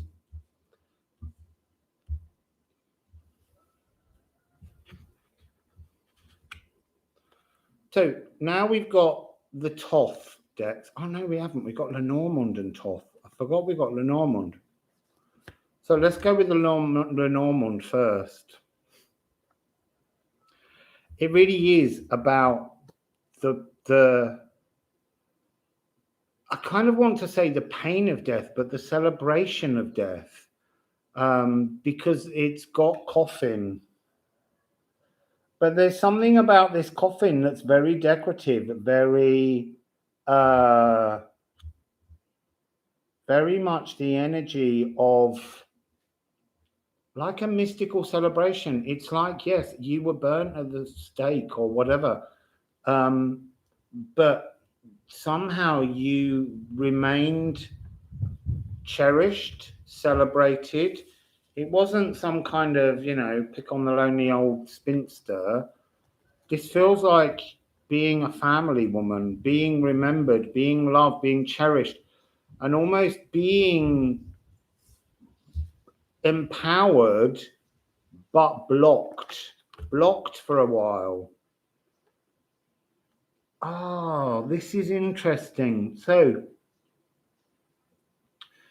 there is an energy of being both empowered and blocked. So it's being celebrated by friends and family, but being blocked energetically by the memory of those that did the deed. That's really interesting. I'm getting the image of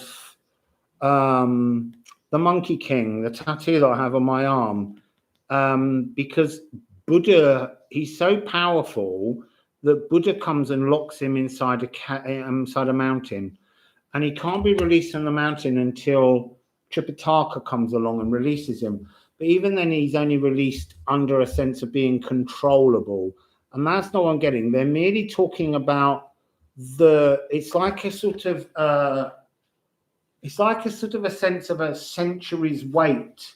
I would almost say that maybe there's a sense of, look, you died. You were stuck for a while, because we all get stuck for a while people, we don't get instantly reborn. We hang around in spirit working with people that we love. And we work and we see and we watch and we learn.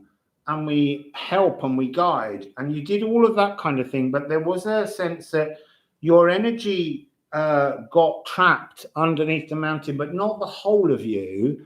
The frequency I'm getting is like an echo of you, an aspect of you, and that aspect of you that was trapped in this cherished coffin was your magic, was your witchcraft, was that power, the power. And it's so beautiful because it's coming with Clover, and Clover's house 2 in Lenormand, and Clover is the energy of, they always call it tiny luck, and I know that it never comes across to me as tiny luck. In England, you know, people have a garden, and if you get clover in a garden, for a lot of people that's your garden ruined, because your grass will never be clover free. This is like a little piece of magical luck that gets, once rooted in, it can't be removed. So it's like this energy of your past life, this magic. Doesn't matter how heavy this blockage is, how long this blockage remains, how long your magic is enshrined in a coffin, it will return. You can't remove Clover. You can't stop Clover. And when Clover bursts through, it has the most heady perfume. I also want to say, someone made a comment the other day, which I wasn't able to answer because I didn't see it, but someone talked about when I was going on about Canadian maple syrup. Canada also has the most amazing clover honey. Canadian clover honey is absolutely beautiful. And I used to have a little tiny half a teaspoon of that in Earl Grey tea, because there's something about bergamot and clover that is just the most heavenly combination. Trouble now is that most Earl Grey tea is not very good. It's not got, it seems to have proper bergamot oil in it anymore. So, because bergamot's the tip of the boot. Oh, I don't want you to see that one yet. So what have we got? I kind of feel like we need to begin with the little energies and then what they become. I did deal these first, but it feels, because of the clover, that it's about seeds, germinations in this past life, and then what it becomes. So look, the burning, this fire, the stake, the pain of death. This is to be consumed by fire, which is interesting because that's not the energy of it usually. But there is this life force being consumed by fire. Wassail echo day. And then it comes with the 9 of Swords, the mountain, the blockage. But it feels like the clover's growth pushes all of these. Imagine seeing a field of grass, and over time, slowly, the jeweled hilts, because there's something about this coffin that's very bejeweled. And these bejeweled hilts are rising from the ground as over time the clover heals the wounds with its sweetness. And eventually these whole swords come out, and then they just fall over. And then every day for, I don't know, 200 years, 300 years, however long, the dew of each morning just comes, and it begins to corrode the wound, corrode and burn away. And that's really what I feel is happening here. The wounds are being cleaned, the wounds are being corroded, the wounds are being melted, they're being they're turning to flakes. And then, it's so beautiful, this. Honestly, this is 191. Oh, and we began with 919. Absolutely cosmic, people. Look. 919. And then here,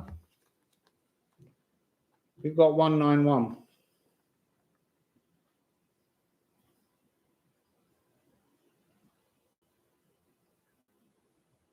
Wassail, Sarah, truth. So, the energy of that I just spoke about, the clover pushing the sword, it's doing everything with the undeniable energy of love, because it doesn't matter how deep and how heavy the wounds were, the medicine to your magic is love, is to allow love to purify. So what do these energies grow into?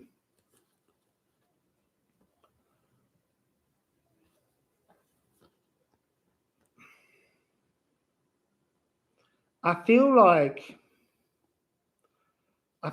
this is first, this Prince of, it's like the fires within you are renewed, as if the fire is the magic, the wands, it's the wands.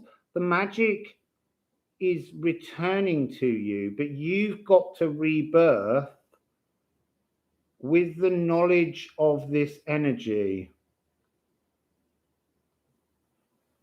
Oh, bye, Sheila. Happy trudging.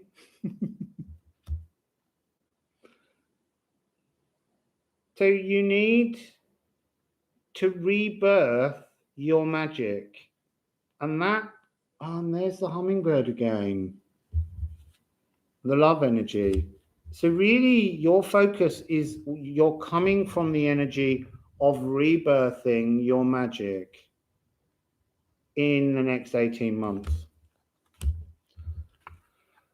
And it's interesting, this is like fire in your belly. This is the magic in your belly. This is the completion of you within your frequency. Oh, hang on a minute. This is Venus in Aries.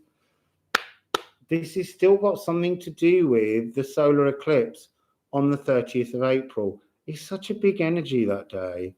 But that's definitely got something to do with the fire, the magic reigniting within you. And then it's shining from within you.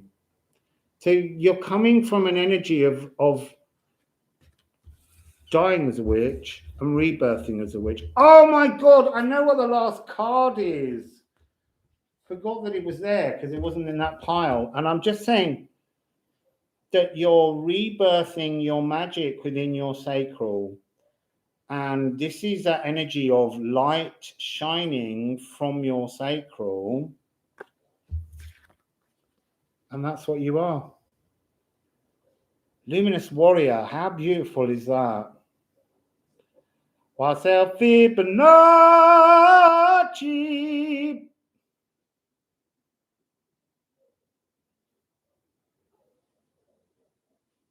So, you become a luminous warrior. You become a different kind of magician.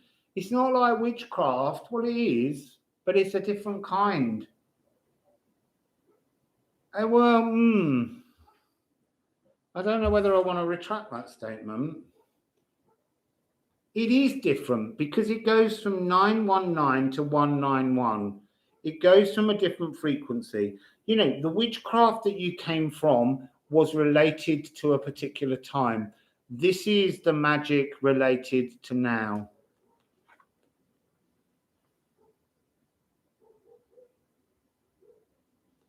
Yeah, absolutely. You're home again in your sacral. That's the whole point. It doesn't matter where you lay your hat.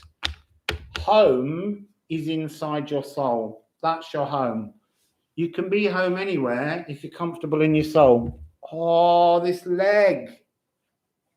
I need to be careful not to pull my shorts down there. So we need to go to pile number 2 now. Pile 2. Where have you come from? 2, 1, 0. I'm going to put 1, 0. I like these numbers that match. And we're at 2, 1, 0, 1, 0 now for pile 2. Pile 2, pile 2, pile 2. So what have we got? I need to put them all up the right way.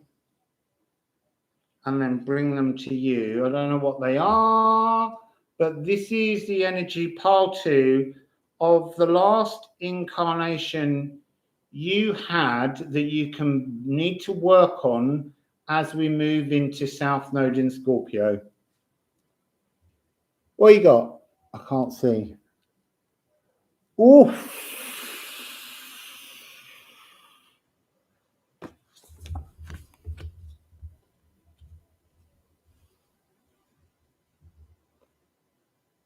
This is not singing as obviously as the other one. That was immediate before. I'm getting this shedding, but I'm getting static heart, but it's like birthing a new emotion. Tree of life moving forwards. I feel like this.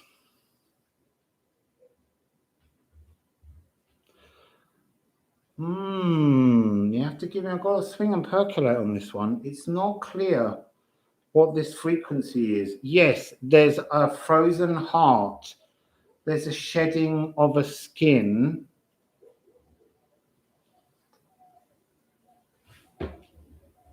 And there is this sense of, I'm getting herbalist, but that's not what it is. It's a connection to nature.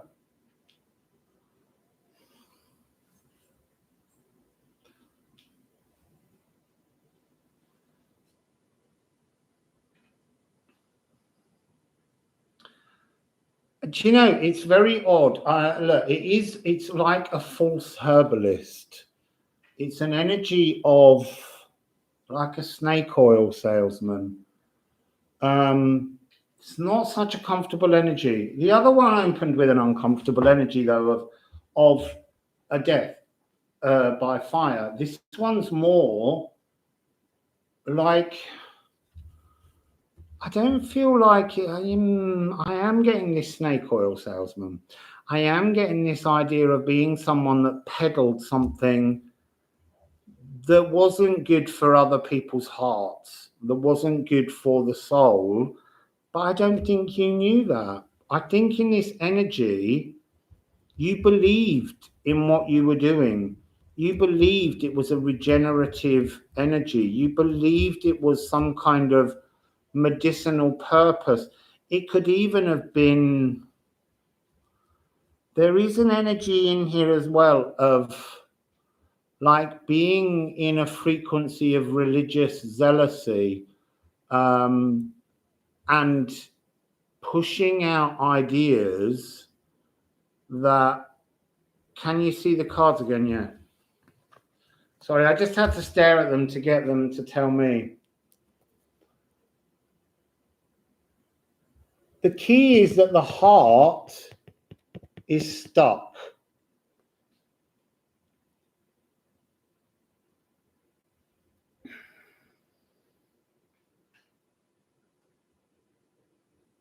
Okay?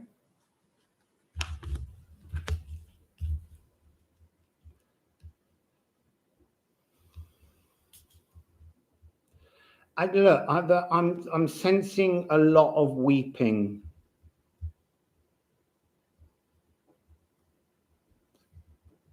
I'm sensing emotions closing in.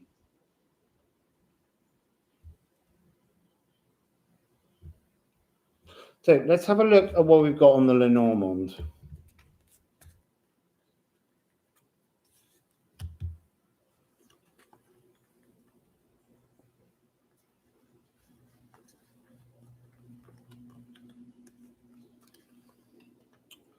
So it begins with book. So this is the energy of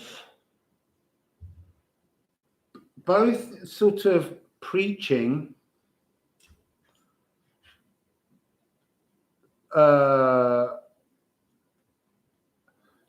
both preaching and both creating, like creating a formula. 2626, the heart was a closed book. The energy in this frequency is really interesting. The hummingbirds tapping, that your heart was a closed book in this lifetime. And it's not, there's no sense of like being some kind of sociopath. There's something about this energy. There's a Pisces energy. There's like a, it's almost like this spiritual zealotism is part of the frequency of something that needs to be understood and released. And it needs to be shed. I'm feeling very much that this is, because it's two serpents, I am getting that energy that you've got to look at the 12th of April. Because that's when they're in conjunction in Pisces, Neptune and Jupiter. Because you've got mice. Mice is anxiety. Mice is little thefts. Mice is, you know, stealing from others. And I don't mean in a criminal way. I just mean either the way in which you became a religious figure and followed a rule book which closed down your own heart and the hearts of others. But there's an energy in this frequency of petty thefts, little thefts, but like nibbling away at life in others. It's a very uncomfortable energy, but that's the point of what we come in for with these things. It's to see how somehow your life force was making an anxiety in others. And then we have Bear. And the interesting thing about Bear is house of power, personal power. It feels like it empowered you. And in a world when so often the only way to rise in kind of social circles was through religions, if you weren't necessarily born into ruling families, you could rise through religious zealotism. And I think that's what this energy is I'm getting, because this bear is just, it's shaking a whole community. It's grabbing hold of the bees, and it doesn't care. It wants their taxes, like it wants their payments. It wants their honey. It wants their life to be in obedience. You know, they're just little mice. There's an energy of pests. And I think as your life went forwards, you've got Tower, and this is to be trapped in thoughts. No man is an island, and there's something about this card. It's being encircled by dragons. It's being encircled by the energies that your religious story, your religious beliefs, your dogma denied. And it's like somehow as you grew older, you knew this.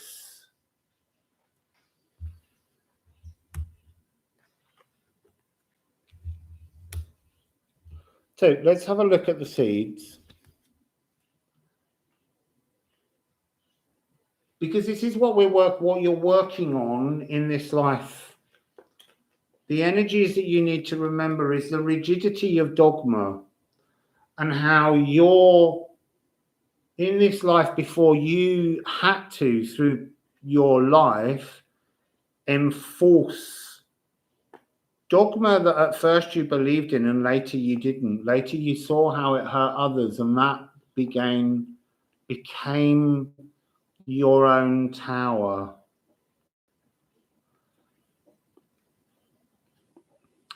You see, you've got lust. So this is that raging, raw energy that needs to be controlled by better thoughts and this connection to a cosmic ulcer. This need to find the strength to lance a boil. It feels very much like a difficult frequency. I feel like you've either grown up with dogma, or you have dogma, or you know, some kind of religious structures around you or spiritual structures around you that are forcing you to repeat something that's not freeing the hummingbird in the heart. I had a vision last night, very late in my sleep, where I was kind of dreaming about nothing, or dreaming but not having any memory. And then suddenly all around me was blackness, and just about 4 inches in front of my consciousness was a white hummingbird just floating right in front of me. This feels like this is part of this energy. So you have that, and then you have leave it. 7 of Swords is an exit. It's time to exit. There's gunfire sounds and fireworks, but they were making me think of gunfire. You know, remove, shoot away, exit, this frequency. And then it's really interesting. You've got the Princess and the Prince of Cups. So you're seeking to release a new emotional language, a new emotional understanding. And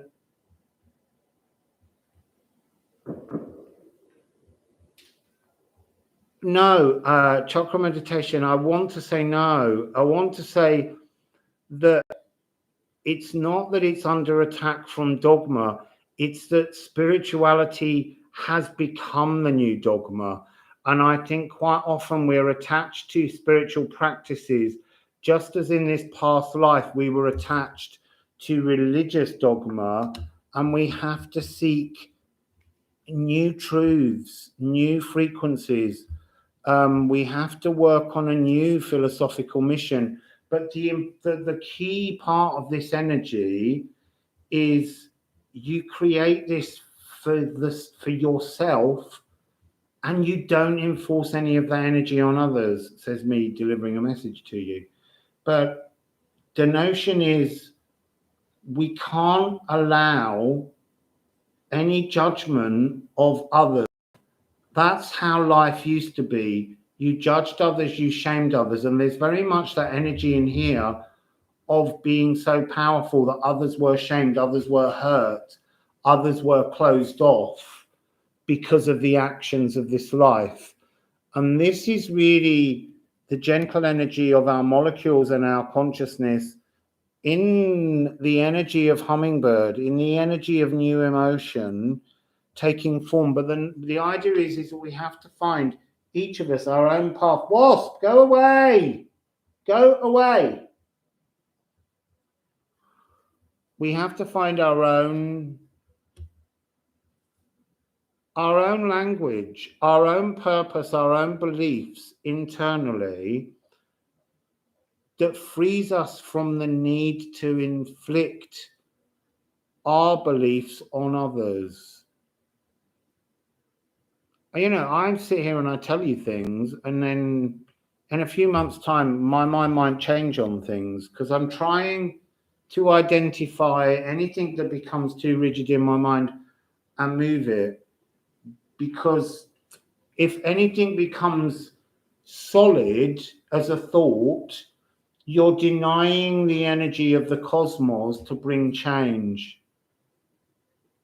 It's no good having a rule book that doesn't allow for the fluidity of the new that comes in, the changes that we can't anticipate that the cosmos has. So that's very much what it's about. It's about releasing yourself from the rigidity of dogma. Oh, look. You really have to get out of this energy. You really have to free yourself from this energy. It's here twice. It's so important to get out of anything static. And it's coming with the 4. This is the healing of the heart. This is the energy of the pure white hummingbird. The healing that is needed will bring you to Tree of Life, 10 of Pentacles. Fairy tale endings in many ways, but this energy of this is the Kabbalah Tree of Life symbol. So it's renewed. You have to renew your energy into the modern world. And it has to be that you keep a new fluidity. It's almost like you have to challenge all religious, spiritual, philosophical beliefs and ask yourself, do you follow them because they're true Tree of Life energy, or do you follow them because, hang on, I've lost the card, because it's a rule book that someone else has told you about? So somehow you need to connect with your own source energy, not the source energy of another, because you've lived a life where you've forced a source energy on others. So how does it end? That's where you get to. You get to the energy of source, your source, the source that flows through you, not the source that flows through somebody else's dogma. That was beautiful. Absolutely beautiful. I need to turn that up right so that I see the Luminous Warrior, the Andean Cross. So now we need to mark down time for pile 3. So pile 3, 2 hours, 28:44. Pile 3, South Node, where you coming from? What's the energy of your last incarnation that is relevant to having South Node in Scorpio? Oh, hang on, one of the cards is upside down. So you have got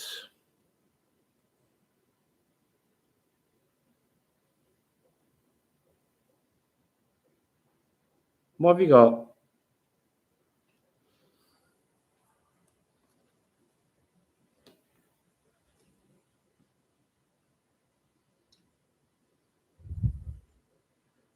Calling the child.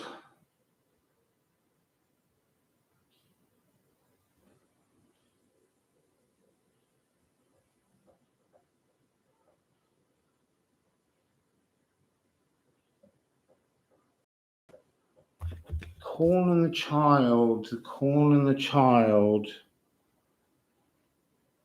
I mean, corn is a sacred plant. Oh. So this is an energy of having a childhood taken away. This is the frequency of being born into or given over as a child to a priesthood or a temple, or being forced into a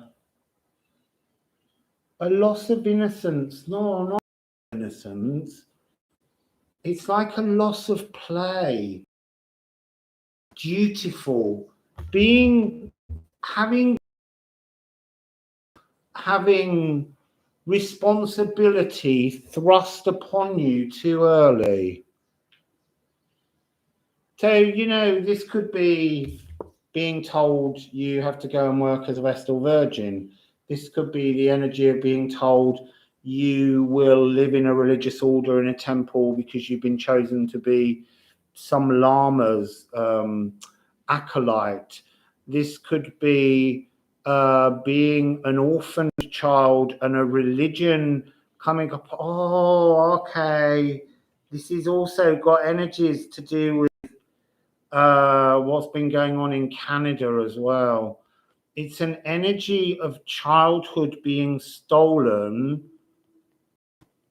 through religion.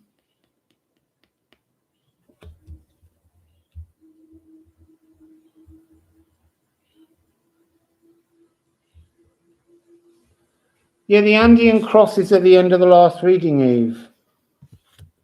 It's connecting with your own pure source energy.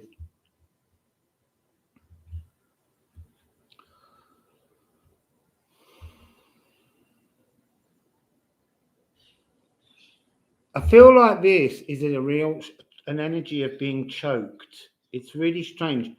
It's like the maize grows so tall, but the maize is a sacred plant. And it's this energy of being lost in sacredness. But the sacredness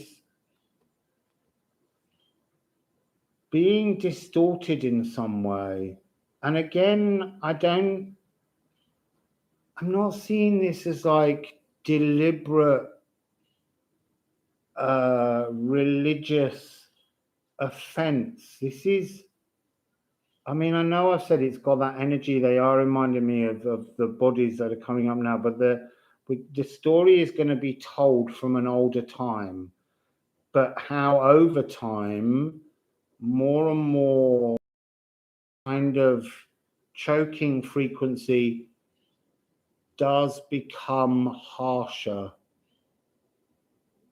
So we're going back to kind of ancient religions where children were coached in religions for long periods of time. Like the Vestal Virgins had to agree to be chaste and virginal for about 30 years. It's a notion of it's having childhood taken away. That's the real energy of, I kind of imagine that the message will ultimately be about returning to a playfulness that's been denied. And that will start to energize within your frequency coming forwards. I can't quite see your name, so let me just lean forwards. Yelsa Empress. Oh, I went forwards and then my hammock closed in on me. It doesn't matter if you don't have PayPal. Don't worry about it.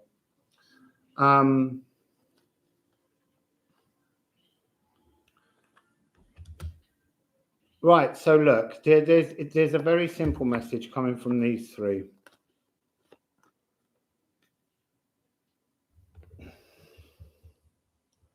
It's saying anchored to a religion for the whole of your life. anchored to a religion for life. That's the frequency of this energy.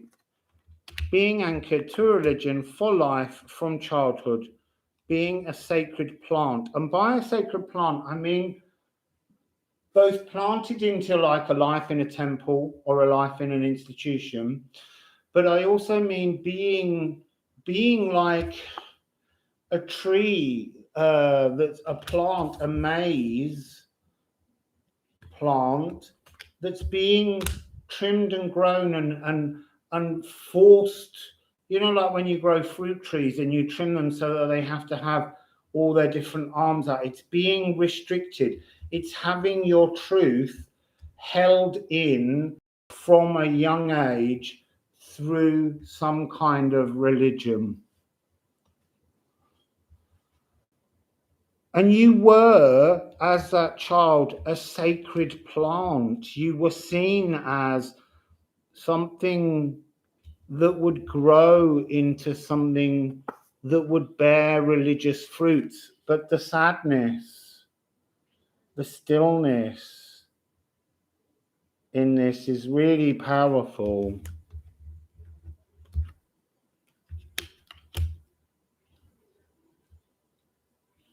Yeah, there is absolutely, Penelope. That's the thing about this.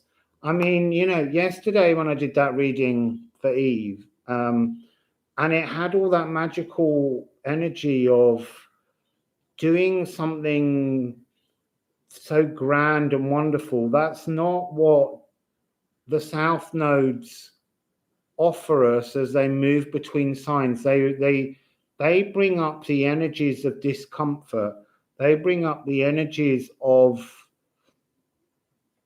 I mean, look, you could be, I don't know how this story goes, you could be that child or you could be the representative of the religion. At the moment, it feels like it's the energy of the child that we're looking at, the sadness of losing childhood, of losing playfulness. But these energies are never going to be like, you know, ooh, you know, you were Cleopatra and all that kind of stuff, as you know. It's by seeing the energies that were hard that we see a shadow aspect that's echoing in our own life. You know, this could literally be that you could have been in a family, like for me, my own childhood, if I was to say these energies were part of my life, the way I would translate them would be to say, I had a happy childhood until I was 11, and then we moved into a pub, and then I just kind of lost my whole family to the energy of a pub.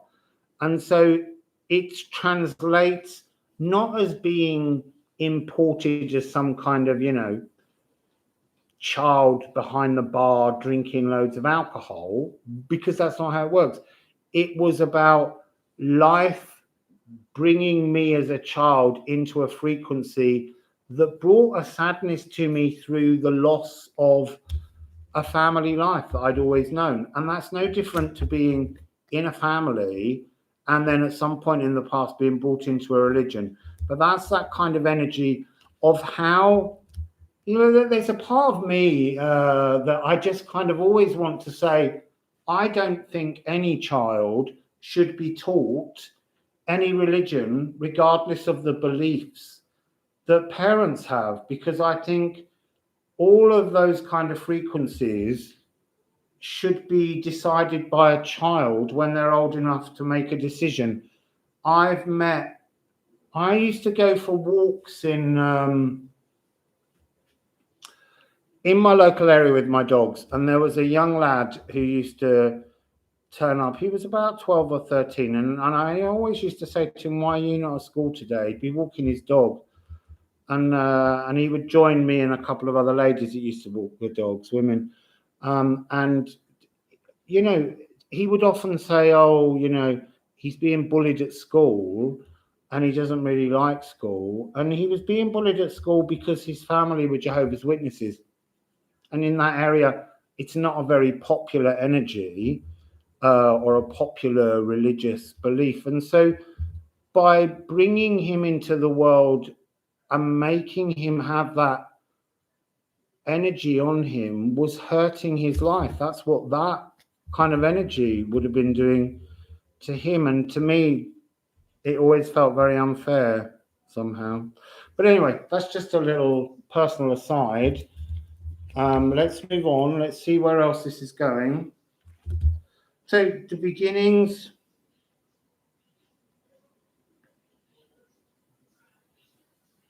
Right, so it begins with ruin.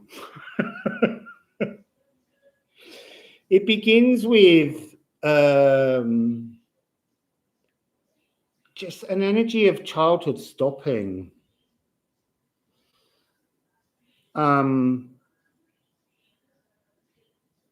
There's 8 swords on here, and the 8 swords is an interference, and there are 2 swords in the middle that are just beginning to try and break their way through the membrane. But there's something in this energy where they just can't get through. You can't stop what you've been put into. And this one is coming across as like the priesthood, the thoughts. You know, if you don't do what you're told, they come on you. They use their thoughts to damage you. You will be molded. That's this energy. It's all thoughts. It's all the frequency. Kind of like, as I said earlier, a frequency where religions can be the only way out of something, the only way to make social gain. But there's no sense of social gain in this. This is about having childhood taken from you for the sake of a religious order. And then we have Queen of Pentacles and the Empress.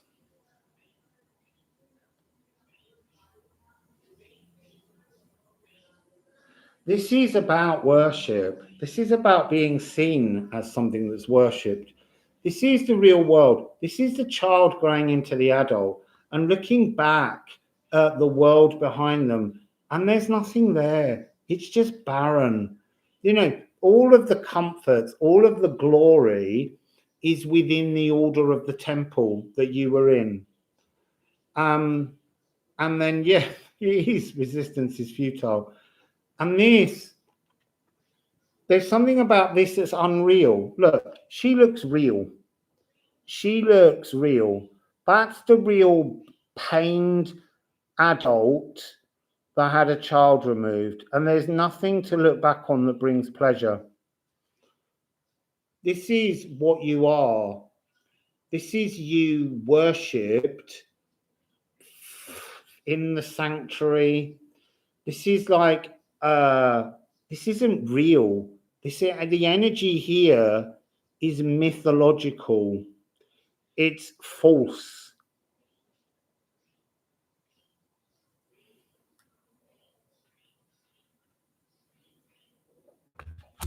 So next we have what the bigger frequencies are.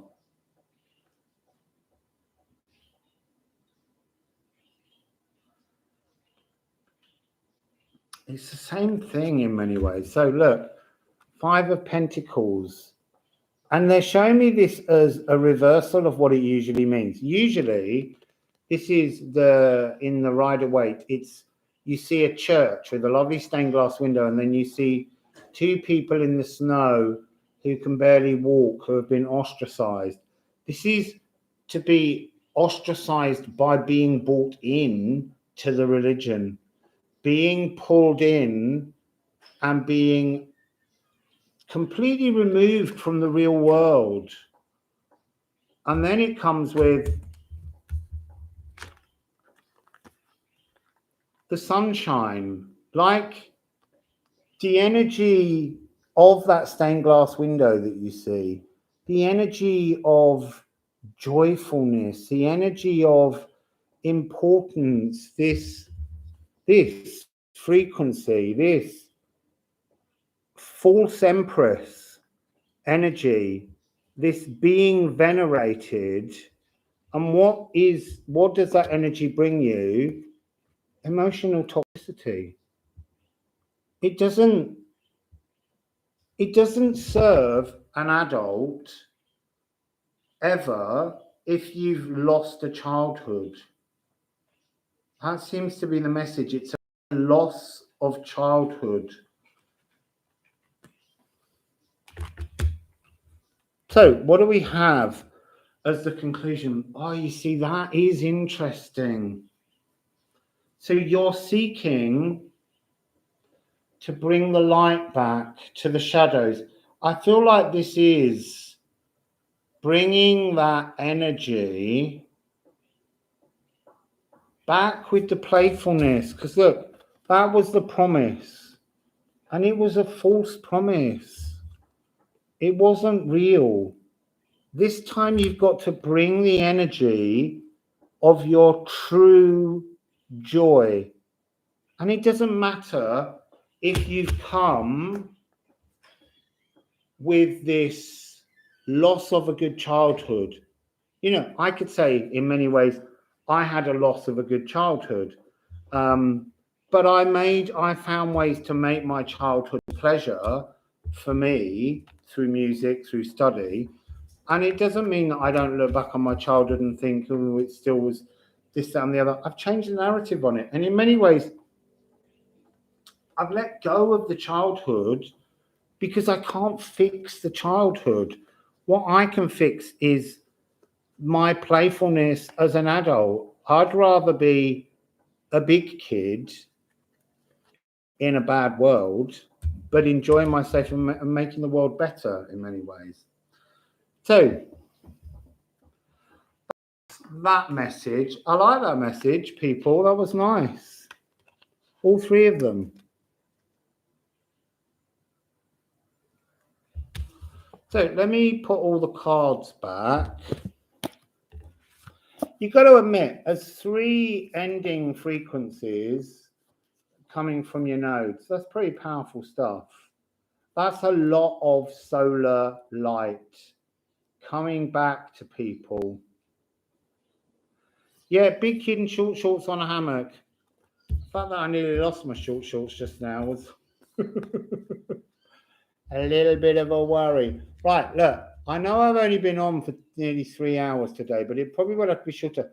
The light is fading, so we might just have to do just the one more, which will be the North Node, the destiny in Taurus. What does North Node mean for us? What's it bringing to us?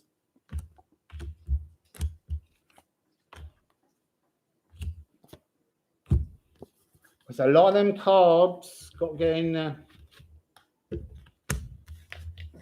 Oh, hang on. I've put a Lenormand on a Thoth. The thing is, you can actually mix this Lenormand deck with Thoth.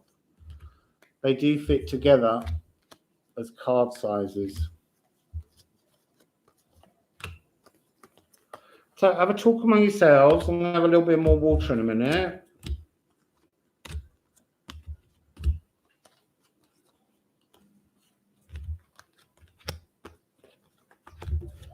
Still eating lasagna all day today. Lasagna for breakfast, lasagna for lunch, lasagna for dinner. I was talking to a friend and saying, when it's this warm, it's not like winter in Britain where it's cold and you can't stop eating and you need all those hot, warm, wintry spices because you need fuel to keep yourself warm. Here, you're never cold. In fact, the idea of being cold would be a joy. Even when you go to the beach, you kind of go, hooray, I'm at the sea. I can jump in the sea and cool down. The sea's warmer than the air here. It's the Pacific Ocean as well. Yeah, the Atlantic Ocean that comes ashore in Portugal, you know, it can be 40 degrees in Portugal. And the sea, the ocean, when you step in it, so cold, it burns your bones. Sucks everything out of your bones.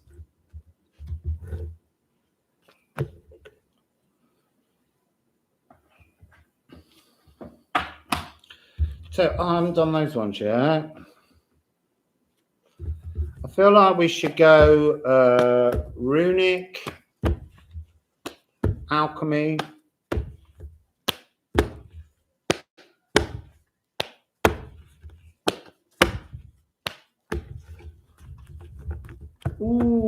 Kate Blanchett on the bottom. So I think for the next one, we'll do Odin in the Nine Realms and the double deck. So a bit cold water. Way swinging.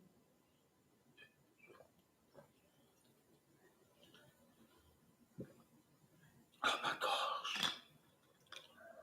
That was chilled and beautiful. Right, so just going to have another little look to see if Corey's went back to me.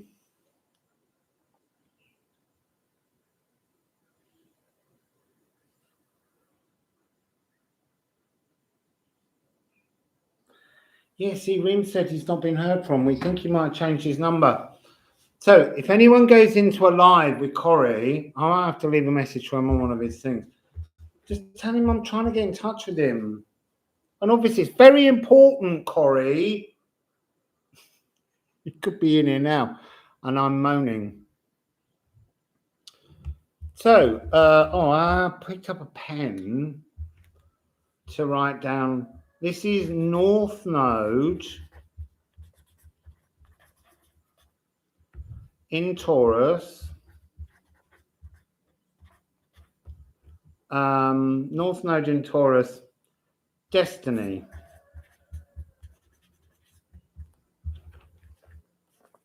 Look, I'm left-handed, just because someone might observe that. So this is where we're beginning at 22 hours 51. Oh, now it's 2 hours 52. 2 hours 25200. Destiny. It's our Shakespeare Sisters song.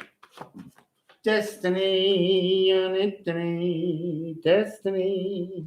Sorry. Anyway, from the gloom in my upstairs outdoor room, a destiny, a destiny. Right, pile one. What's your destiny? What's your destiny? What's your destiny in Taurus? Pile one. Pile one, destiny. Pile one, destiny. Pile one, destiny. Pile one. Nothing coming out. There's no destiny. Come on. What's the destiny? What's the destiny? I've never known these cards to just not deliver a single card.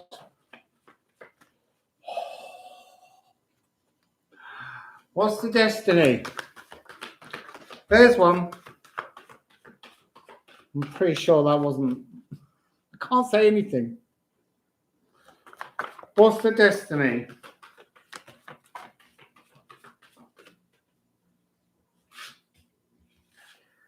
I'm having that as a destiny. I'm sorry, that's too gloomy.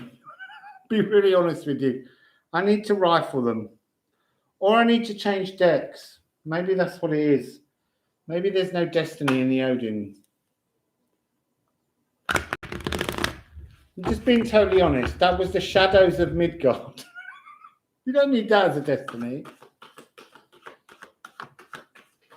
I mean, you know, yeah, you can work on your shadows, but we want something a little bit more fun than that. You know, Midgard, yeah, Taurian energy. So, what is the destiny?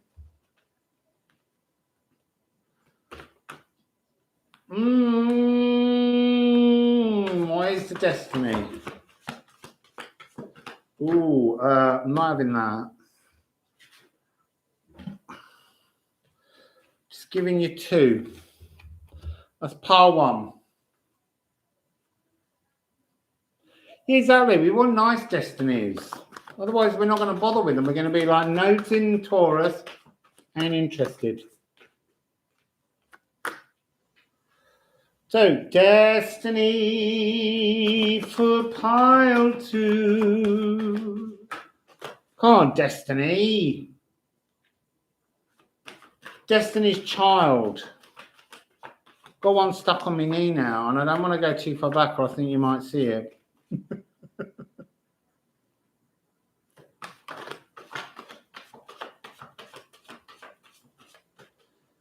Right, I don't know what that one is. I could see one of them. Pile 3, Destiny. Love is a many destined thing. Did you just see that one?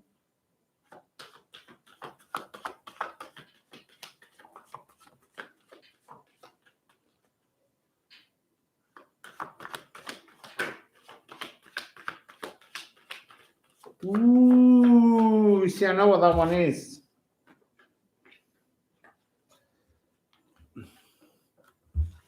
But I say ooh at everything, so. Right, now.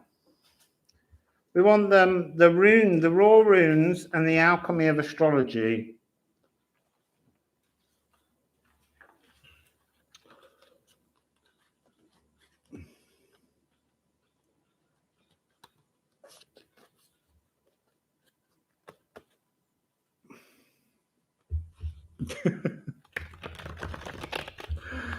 Up.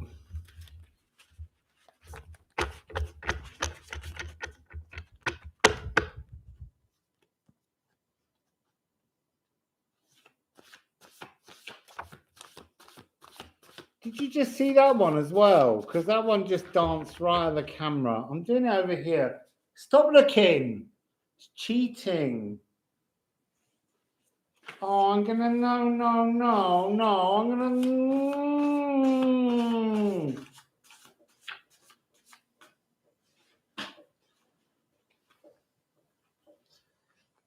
Do you know what I'm gonna do? I'm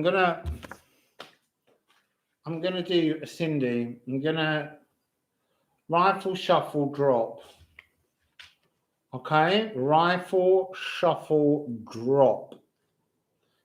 Right, just so as you know, I won't be here tomorrow because I've got to go to the dentist. She's going to give me these 2 dentures to fit in my mouth so that I can chew some food.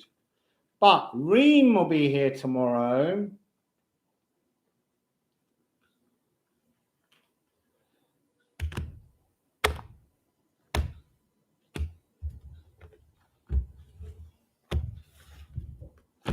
Right, I'm going to give you 1, 2, 3. Oh no, do you know what I'm going to do actually? I'm going to do something a bit different. I'm going to go 1, 2, 3. I'm going to mix them like this.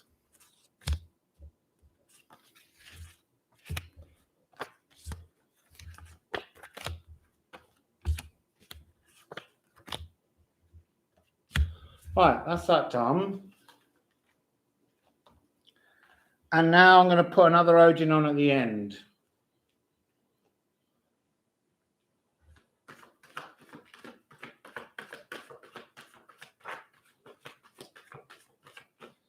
Well, that's interesting. I don't care if you saw them. You shouldn't be looking. It's cheating. I need one more for pile 3. Pile 3, your destiny. Okay. Right, we got the north nodes going now, people. So, I need to put them in neat piles. That's pile number 1.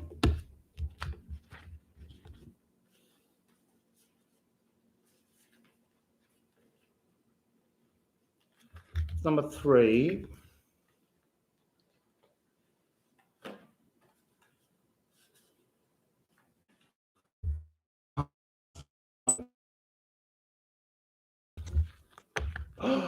You nearly saw that one. Stop looking. Here they are, the piles. So this is 1, this is 2, this is 3. And you have to pick now which one you want. So Bewitched, bewitched, be-do-do-do-do-do, do-do-do-do-do-do-do-do. Do you want pile number one or do you want number two? Or maybe three's the one that will make you feel magical. Bewitched one, bewitched two, bewitched, bewitched, bewitched three. That's it. Can't do anymore.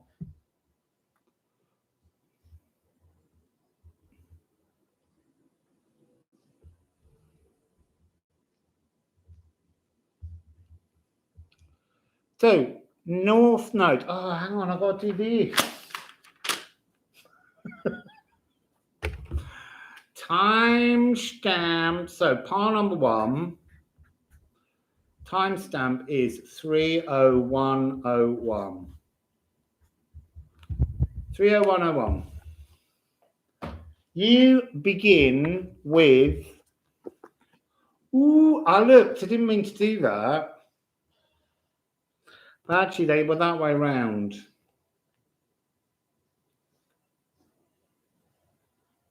So, your destiny, I would say, is to bring a giant light to the world, to pull light through the portal, to return light.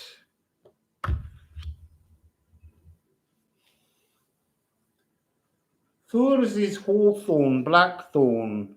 It's usually a prickly process. It's an uncomfortable thing. It's like you have to not fear the shadows, the blackness to bring the light through. You've got to be more fearless. That's your destiny point.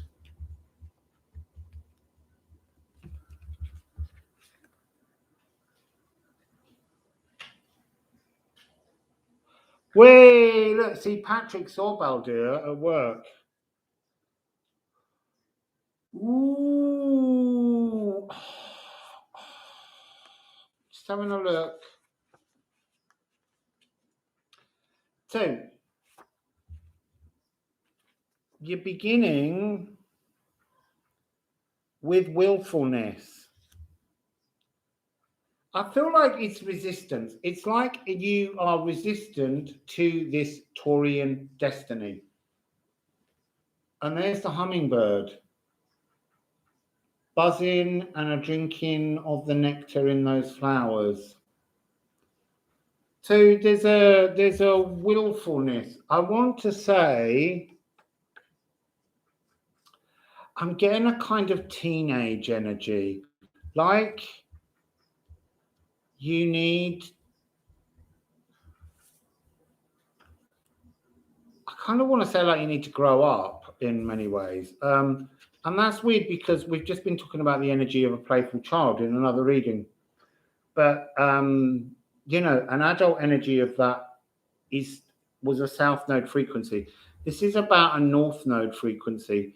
This is about almost branding your energy in the light. But there's a fear because it's uncomfortable. Because there's thorns. Thurs is thorns. So, Hygeia, preventative medicine. Ah, you see, this is really interesting. This is sort of saying, you just came back. Are you telling Eve, Patrick?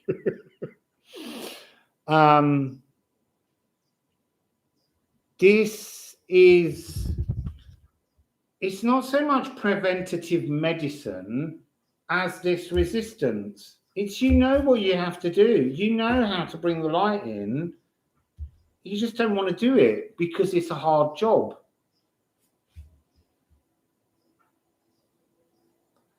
It's uncomfortable. It's I want to say it's a bit lonely bringing the light. And it requires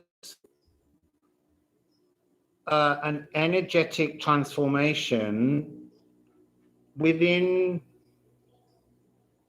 I want to say all that you consume, but I don't just mean through your mouth. I mean through your mind, through your eyes, through your ears. You've got to change the influence of what you allow to enter your field, your not biome, but your aura. You need to transform your auric frequency. That's the challenge of your North Node if you've picked one. So on the 19th, the energy will change to Taurus and a gap will open in the frequency of the Taurian energy. And remember, it's Gaia in Taurus, Uranus. And so that's a really important energy. It's a very Uranian energy is always about transformation. Your North Node, your destiny point is a transformation. You kind of need to understand in these where your node was or is at birth and see what that means and how you will translate that energy through fixed earth. And by that, I mean translate your frequency by unfixing the earth, by using the Uranian frequency to bust open the earth and make a change, to stamp your mark on this moment where the energy of the nodes is opening. It's almost making Taurian earth briefly during this North Node influence mutable. It's like a mutable opportunity. It's opening the energy and allowing you to look inside it. You're trying to remember, you're trying to bring back the light. That's your purpose, but it's uncomfortable and you don't want to do it. Because I feel that all of the nodes are always about opening an opportunity that is uncomfortable to embrace. It's a destiny point that you need to embrace, but it doesn't mean you want to. You've got to weather this. You've got to weather it. Hagal. There is an energy. There's a divineness to the weathering. There's a divineness of facing up to moving through. Sorry, I need to hold them that way. To moving through the thorny issues that arise. It's like the fixedness of earth is the thorns, and you need to see the space that's opened, almost like this is opened, and you need to join, go deep into the shadows of the fixedness to bring the light back out. You can see an energetic motion of, but instead of the portal being there, you're going in, you're opening the portal and you're creating space for it to be dark and light, bringing the energy through. And when you bring, if you achieve pulling your light through, look at what you get. The all-room, the magic, the weird Hamir, the energy of esoteric transformation, and that's what nodes are about, stepping from wherever you picked as your south node and trying to pull the light through to bring this energy of total and utter magical transformation. It is a magical transformation. And where does it end? The last frequency is, oh, it's a healing. How beautiful and perfect is that? Air. Air is healing, the goddess of healing. She's one of the Valkyrie quite often. So your Taurian energy is to transform you, but you do it by pulling the light back up from inside the underworld. Look, Baldur is in Hell's realm. in Helheimir.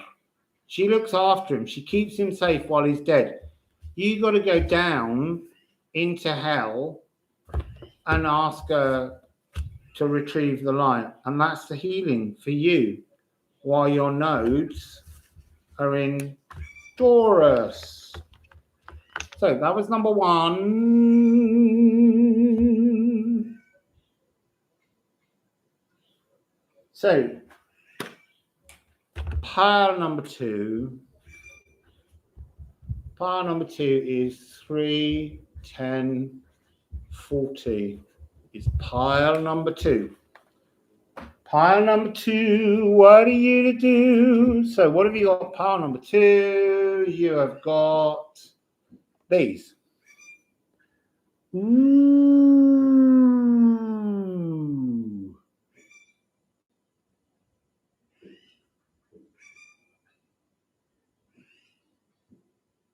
Yours is the announcement of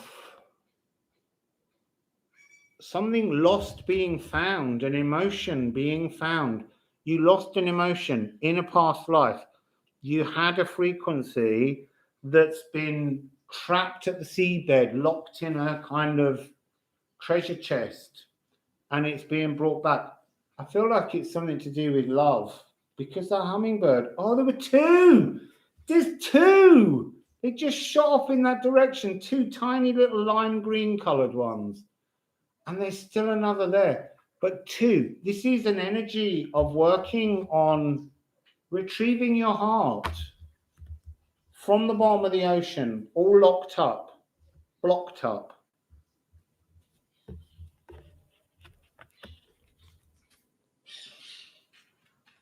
Now everything's coming at me in pairs. Oh, look! Union, Gifu, coming into union.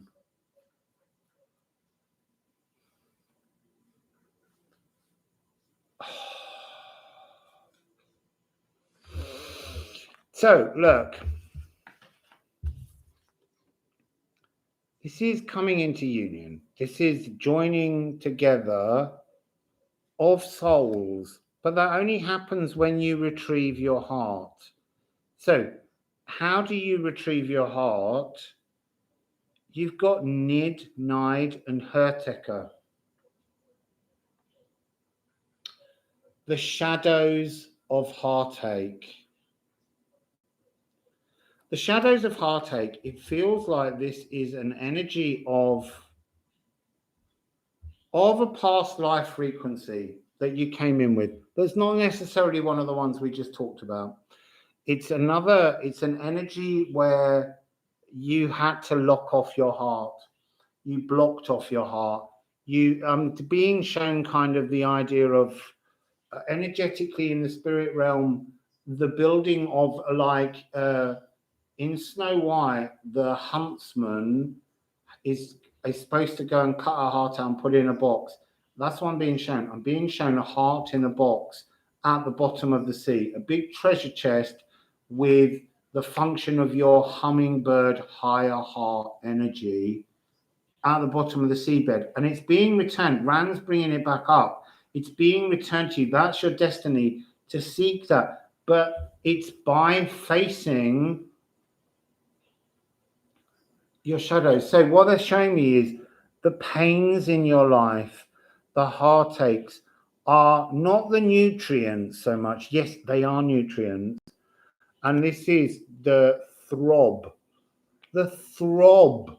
It's like you have to take all the bad experiences that you've had in this life to do with heartache and pain, and you have to understand them as being energies that you had to experience, because you now need to review them, because they're going to become the frequencies of your key to unlock the treasure of your heart that's being brought to the surface. It's really interesting.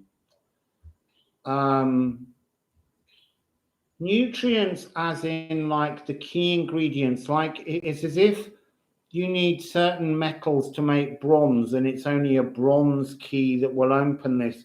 And the only way to turn the key when it's in the lock is the throb of the heart, the beating of the heart, and changing the frequency of heartache to heart joy that turns the lock and releases the frequency.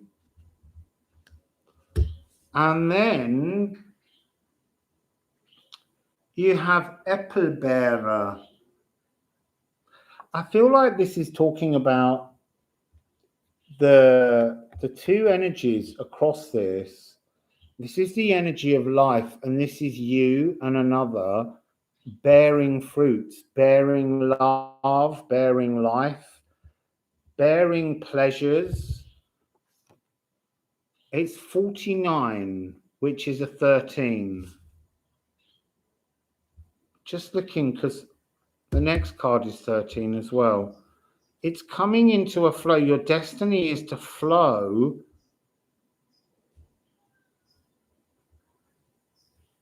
Flow with the darkness of love. And that's interesting, because that's like, it's not a negative energy. It's a positive frequency of understanding how love is created in its purity out of the darkness, and then it will bear fruits. And it was for an apple that he took, as Clark has Finden written in their book. Deo gratias, Deo gratias. Again, the apple bearing, it's like, it's going back to that reference of, Adam and Eve. It's also going back to the reference of the poisoned apple in Snow White. But it's going back to being, it's an energy of bearing your own fruits and not needing the fruits of others. So you become the creator of your own loving truths.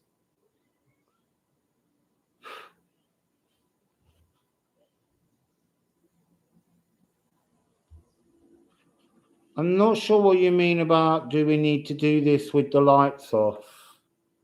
Dark love, I guess. I don't ever believe in, there's something about making love to someone in darkness that's kind of like admitting some kind of like shameful experience about it. I think you should make love to someone in bright lights and know that you can appreciate them in all their truths. So it ends with Flursa, flow.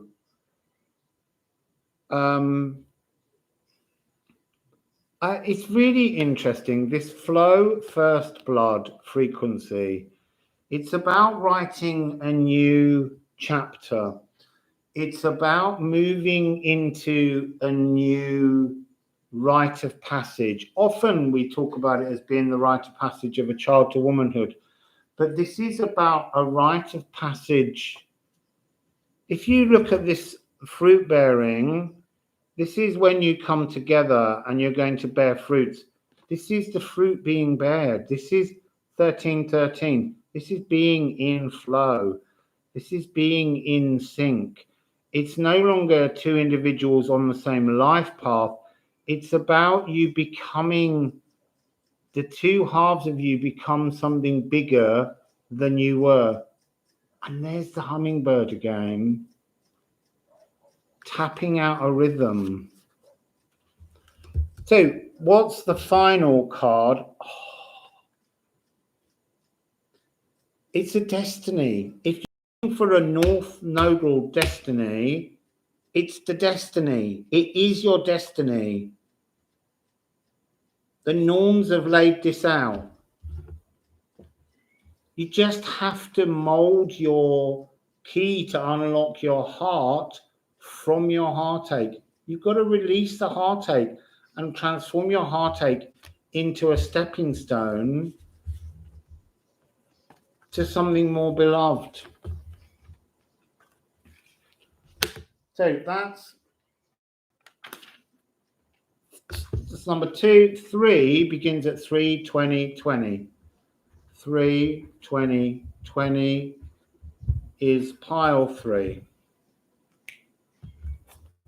So, pile 3, what do you got for me? Pile 3, here's your cards, pile 3. What you got? Oof.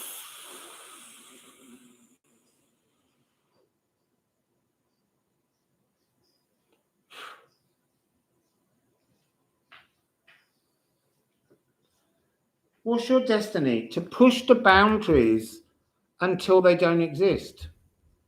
Because this is to take you on a journey to the very extreme boundaries of where you believe you can stand. And this is Vanahamir. This is the world of no boundaries.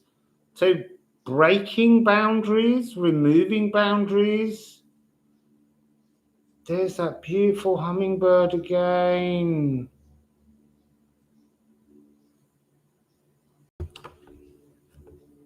It's so weird because in the other place, where I was before, it was so exciting to see the hummingbird, and it was so beautiful that the hummingbird appeared in readings. And then I got a little bit complacent about the hummingbird because it was just the same hummingbird. Here there are more varieties, and I've got a bit of a thrill on about hummingbirds again.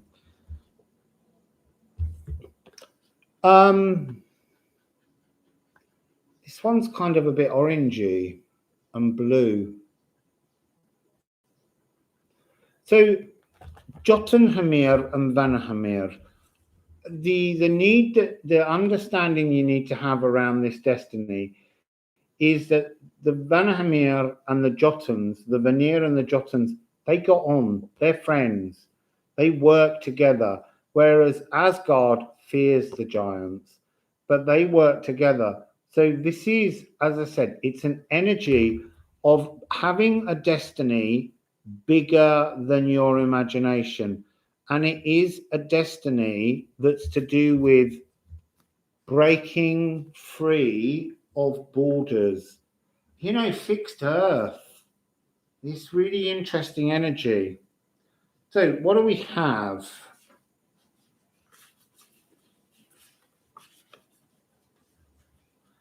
Right, we have, oh God, that butterfly, that hummingbird is so beautiful. We have horse, move. This is a movement. You have to move towards this destiny. You won't be guided. The pile 2 was about a destiny being brought into your vision. This is about you have to move towards the vision of what you want. And I think that, look, this is interesting. 1990. I want to say for a lot of you, you need to, if you can remember, I can't, you need to go back to 1990. There's something about this energy of me, move me from something in 1990. And you need to rake over the embers of something. I wouldn't be any good at that because I'm never very good at knowing what I did ever in my life. If you're younger and you don't go back as far as 1990, it's you're needing to go back to some earlier age, maybe, you know, when you were 19. But there's an unfinished issue that is still glowing, still taking place. It really is this energy of me, though. It's like when you lost you. Because look, the movement of me was paused. That's the frequency I'm getting. It's like that's the point when you got off your horse and stopped riding around, stopped being. It's not ended, though. That's the whole point. Whatever you left behind in 1990, you hadn't finished it. It's got to be raked over. It's got to be a frequency that you pull and change.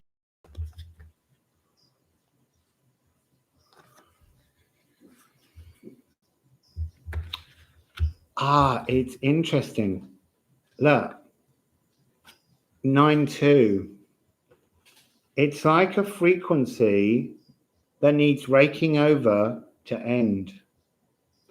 It's causing a chaos somehow within your ability to see this massive destiny, this borderless destiny, this boundless movement, this wonderful energy of friendship, but it's got to be ended. Something from the past has got to be properly finalized because it's creating chaos.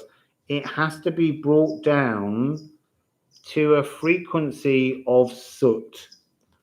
Because the whole point is that from the soot rises something new. That's the energy of the phoenix. Something new can come in to your destiny point when you end this old energy. So what's coming? Oh, it's the wrong one. It's that one. So, I'm sorry, 999. So, it's Ophicus. Bolt from the blue. This is the snake bearer. This is like having a yod in your birth chart. It's like having a moment when the finger of God points down and says, it's now. It's now. It's the cosmic serpent. I feel like this is representing a rigid cosmic serpent because there's this unfinished business from the past. And once you can get into this transformation energy, you get a kind of galactic thread of divine consciousness will come down. And it's coming down from Vanhamir heaven. And then it's giving you air frequency, the destiny of air. There's something about the air that's it's not just about the fact that we're in air epoch. It's got something else to do with I feel like part of this has to do with something to do with Libra, Aquarius, or Gemini. Let me just look.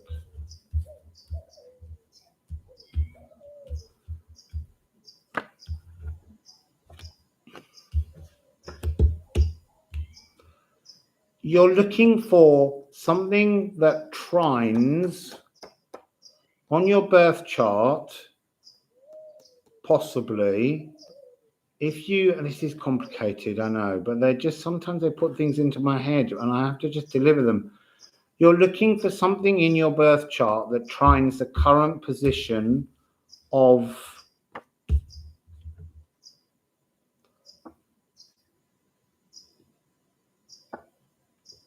I want to say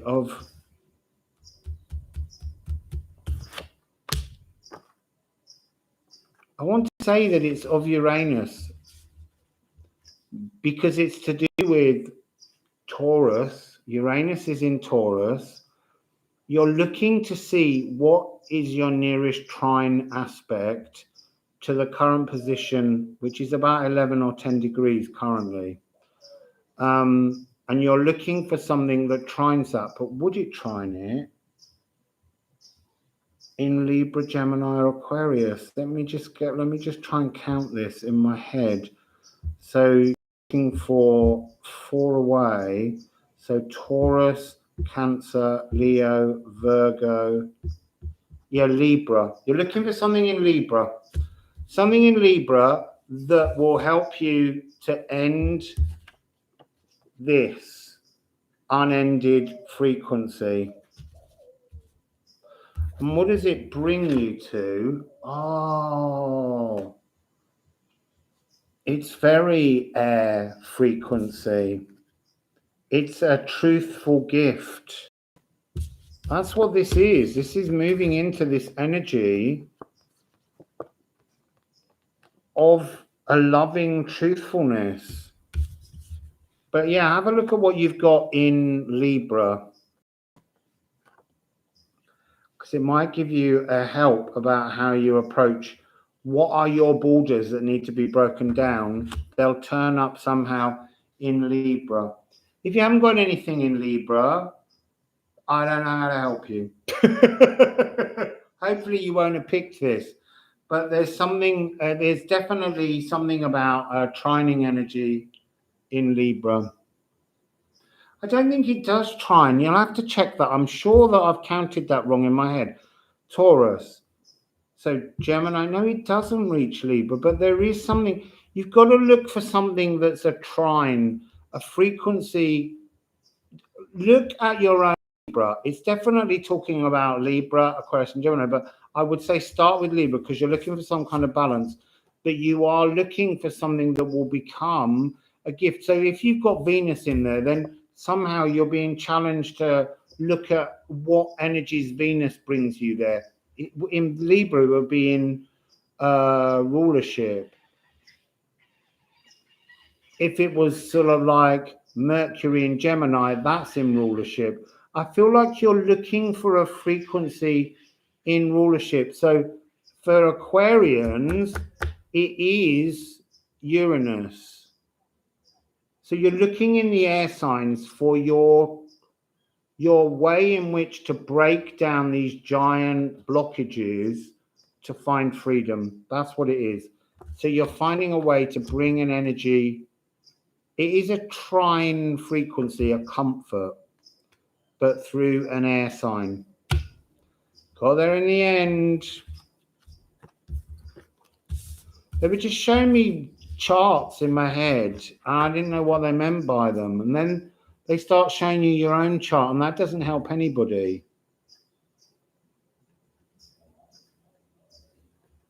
Yeah, look, you are finding them now. I'm glad I got there. Lots of air. So that was that one.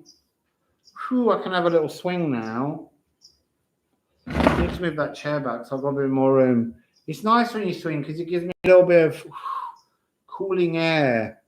But I am losing the light now because it's 5:10. I was late here today, so I can't do a 5 hours because it'll get dark shortly. So I hope that was fun today. I just woke up and I was going to do some more personal readings. But April said yesterday it would be nice to have something focused. And I just didn't enter my head as such. And then this morning, I just woke up and I knew that I had to do picker readings.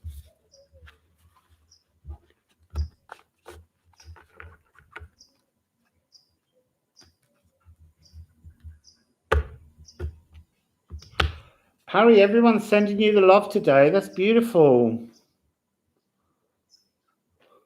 So before I go,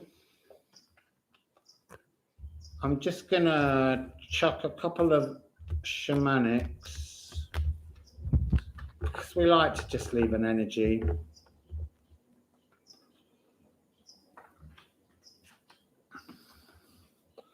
Just need to pop those back. Right, shamanics.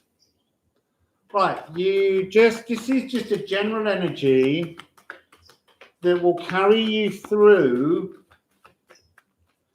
to the end of the year, which is not long away now.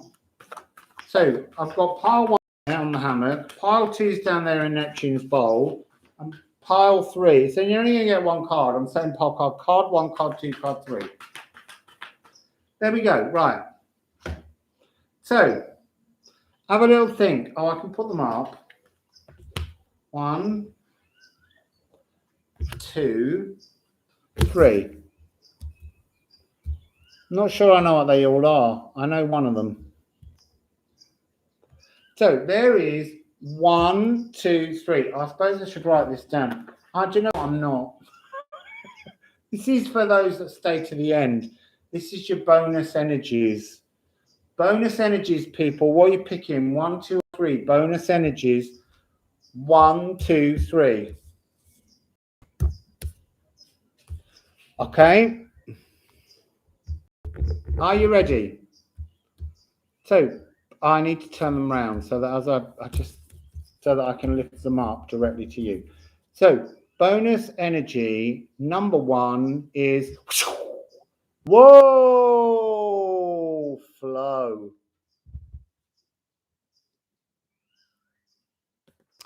I want to say that this is coming across as the energy to melt ice, to melt frozen emotions, to bring fluidity, crystal clear clarity to the emotions. It's like saying all of the silt has been removed from all the emotions that were cloudy and difficult and foggy, and it's pushing those emotions out, being playful with the emotions and sending them to people, sending this wonderful crystal purity of new, beautiful, purified emotions to people, to planets, to the moon, to places. Send this beautiful crystal energy out to wherever you think it might need the pure healing frequency. Send it out. Use that energy for the rest of this year. Okay?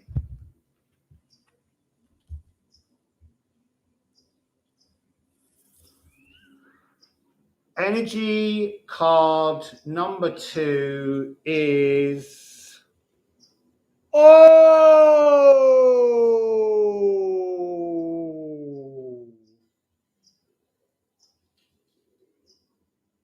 that's also that reading number 2. That's the hummingbird love frequency. This is different. This is coming across as sitting in an energy of, I kind of want to say like a preparedness for love. It's like you have to love yourself and open your heart to receive the love of another. It's not like this. It's not sending energy anywhere.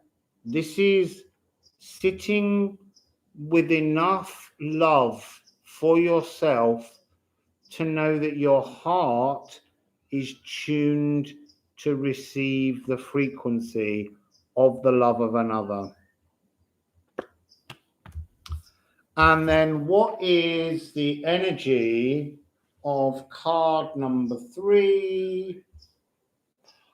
Oh, they're all so beautiful. That one's hard to get lit. There we go.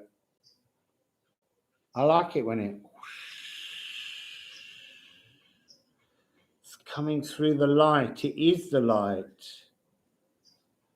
The upper world. Do you know, in many ways, these are a story in themselves. Sending out the love into the world to wake the heart of another, and the 2 hummingbirds come together.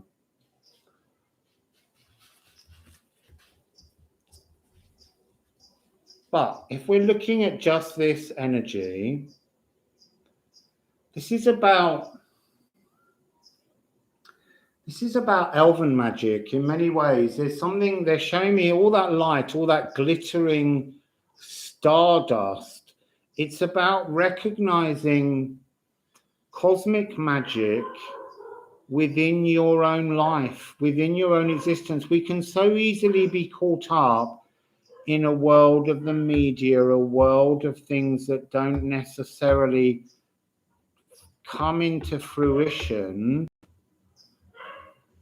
And yet there's everything is made of cosmic magic, because however far you look back into time, all of the energies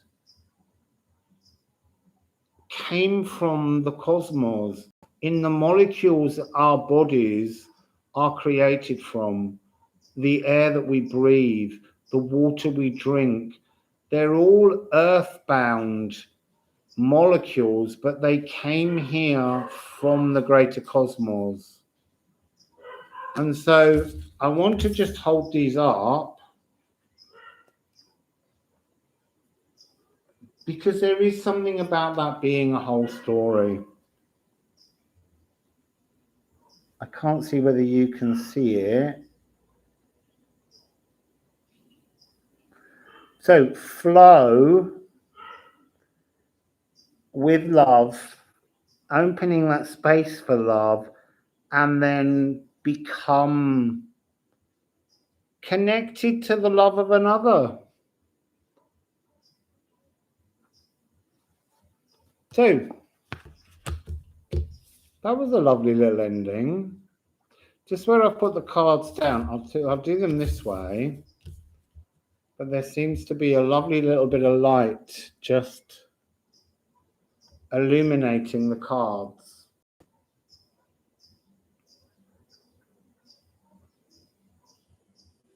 So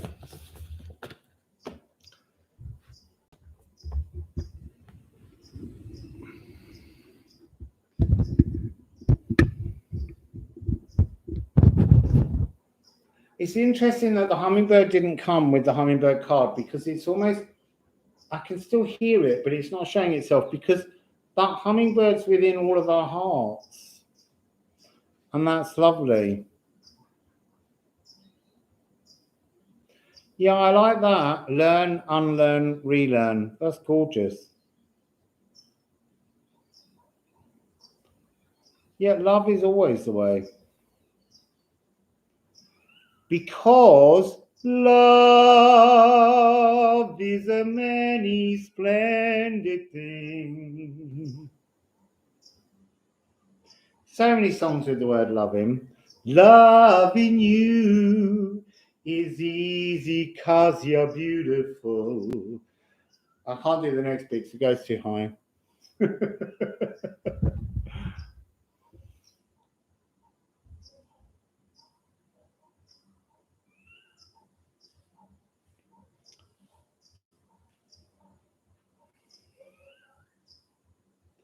Did you arrive late? Never. You never arrive late. You always arrive when you need to arrive. And you see the bit you need to see, and then you can always go back and see the next bit. What I need to do at some point is put in all the timestamps. I say at some point, I'm going to have to do it straight away, because otherwise it just doesn't get done.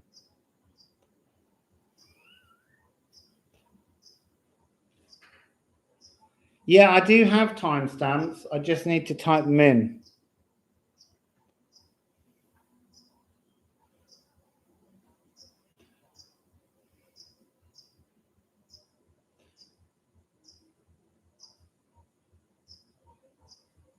Yeah, I feel like we really did have a little, there was a lot of heart chakra energy coming through. But look, I really do feel that 2022 has got this energy of massive shifting love. You know, it's been a tough 2 years, but at the end of the day, we've all been forced to look into our own worlds and our own lives and work out what we need to change. Shorts are falling off again.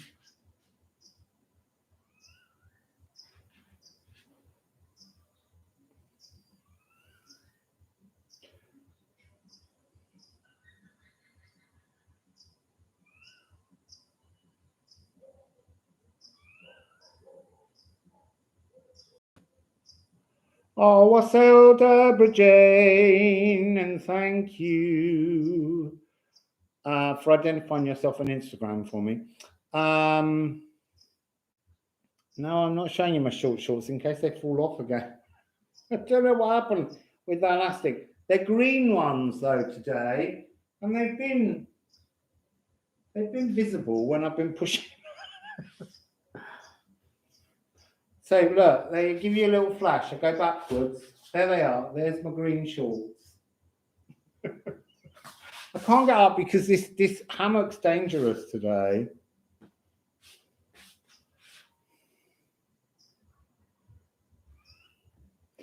So I won't be here tomorrow because, as I say, I'm going to the dentist and she's going to fit me with some dental plates so that I can chew food again. And that's a temporary measure so that I can actually enjoy eating.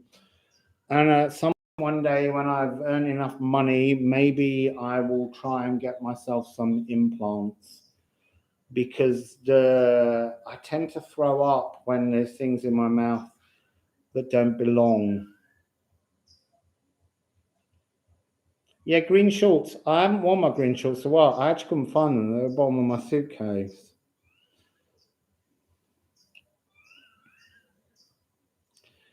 Yeah, I've avoided the dentist, but I don't have any teeth really left in my upper mouth. And I just can't chew food, and the teeth that are left are under so much pressure that they hurt. So how did I break my teeth? In a car accident in Peru. A woman who was drunk drove into the side of the vehicle I was in, and my head smashed into the roof of the vehicle and my jaw smacked together. And then very slowly they started to fall out. I think I also probably ground my teeth a lot when I felt like I was losing the love of my ex, and that upset me. So I think I ground my teeth away. So just not a very nice thing. Oh, you work for a dentist, Heidi. Do they do good implants? Because you do need good recommendations when you go. The dentist here, she said to me, you need to have your 2 front teeth out. And I was like, no one's taking any teeth out right now. Just give me some plates for the moment, and we'll worry about everything else at a later date.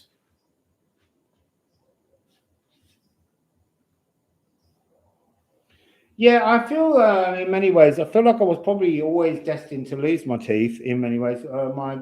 Both my parents did. They had problems with their upper jaw teeth. And so it's just what happens.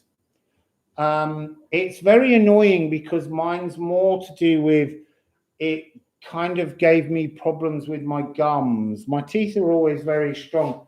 And I had very nice teeth. They were very, very white naturally. And I liked smiling. And actually, since I've had the gaps in my mouth, and I have no molars, so chewing has to all be done at the front of my mouth, I've learned to kind of stop lifting the smile in my mouth because I don't want to show the gaps. But it's been a really interesting time, because when I started my channel, I've lost one of my front teeth. It was very visible, and I just gave up worrying about it. I learned to not open my mouth too widely and smile too beamingly. But maybe, when I get my plates, if I can deal with them tomorrow, maybe I'll start smiling a little bit more. I laugh, but I've learned to laugh without lifting my upper lip. I've kind of retrained myself.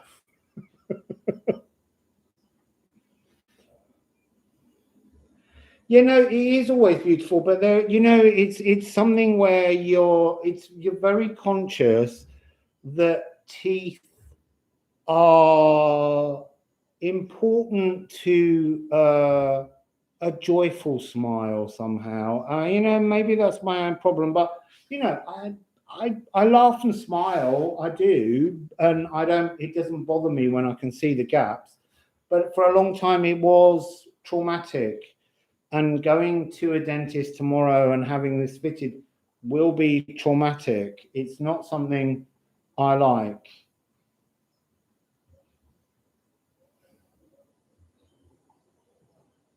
I just smile now.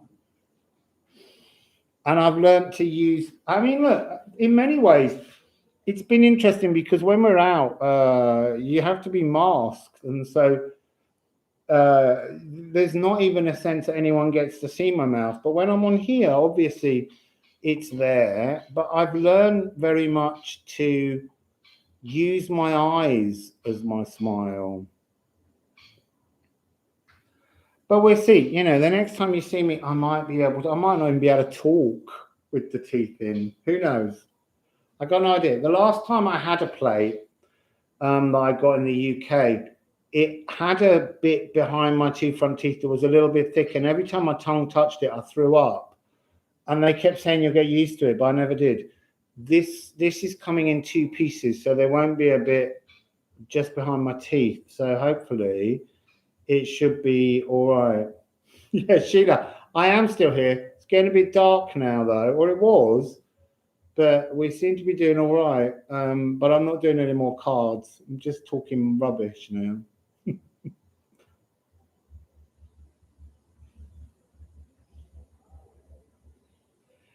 Yeah, it is really important, Parry teeth. It's interesting that a while back, well, when I was a child, dentistry was freely available on the NHS in Britain. And then they separated it and made it private. You could get NHS dental work, but it was very cheap, and its usual version was just pull a tooth out. And they don't offer very pleasant solutions. And yet, if I'd gone to my doctor and said, I need a nose job, or I need some kind of plastic surgery because it's affecting my mental health, I could get that on the NHS, but I couldn't go to a doctor and say, I've lost teeth and I really need implants because it's affecting my health, mental health. They wouldn't do that. And actually, teeth are essential to life. We need to chew food. At the moment, I swallow a lot of food that hasn't been fully masticated, and it's not good for me. But I can't over chew food because it's too much pressure on the few teeth that I have left. So hopefully tomorrow she'll give me. I know, Sheila, it is completely ridiculous.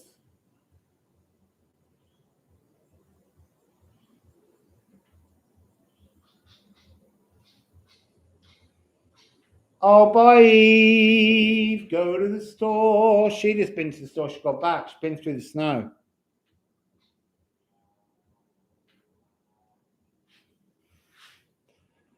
My dentist per implant is around $2,000. That does not include surgery. That's in Ontario. Well, even if I have to wait to save the money, I'm coming to Canada in the expectation that there's good dentists. I think, though, I'm not sure how I mean, obviously, I'm not a dentist, but I think you can, if you've got, if they remove all the teeth, I think you can have an implant that comes in that's not lots of separate ones, but it's more like one plate that all joins in. I don't know.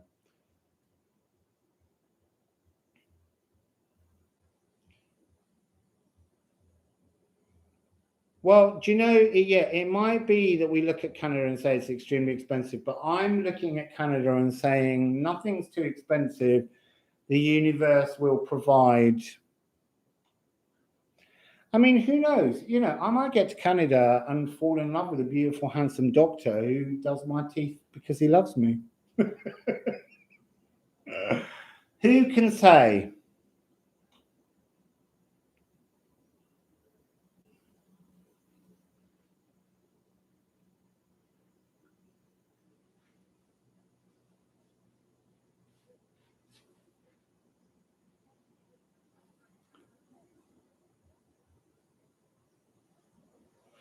I think possibly, I don't know, Fib. I think it might be like Britain where healthcare's free, maybe, but not dentistry. Yeah, manifest me a hot Hades dentist.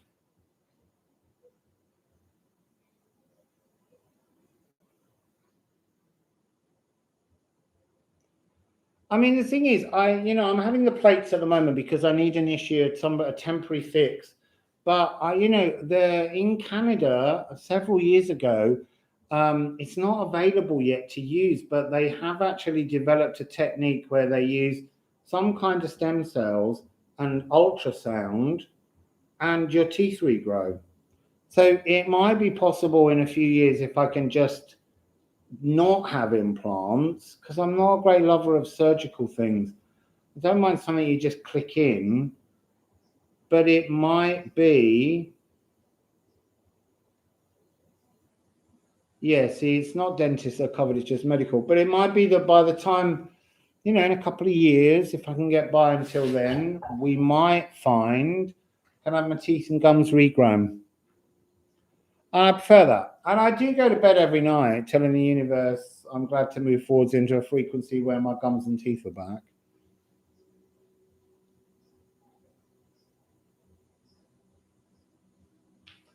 Yeah, I thought there was something like an implant supported bridge. I've seen something where people have, I'm never quite sure how it works. They have the screws put in that have some kind of magnets, and your whole set of false teeth clips in, so it doesn't have to have the bit that goes in the roof of your mouth.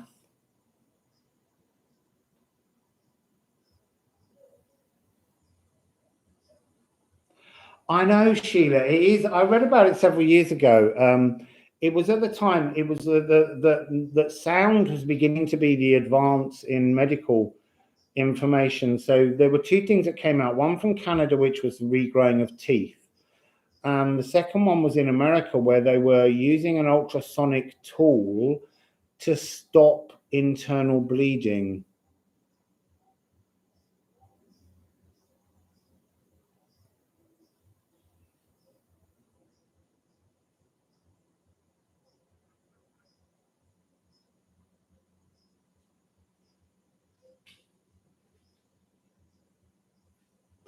What did Grid's mother have?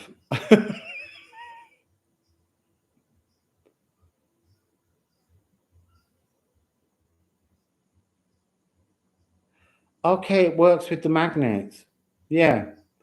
So, because I often wondered about that, I was like, if you've got something in, you need to be able to take it out so you can clean. You don't want food going between your gums and the plate. Just for me, I have a thing where if there's things in my mouth, I want to vomit. Sorry, chakra.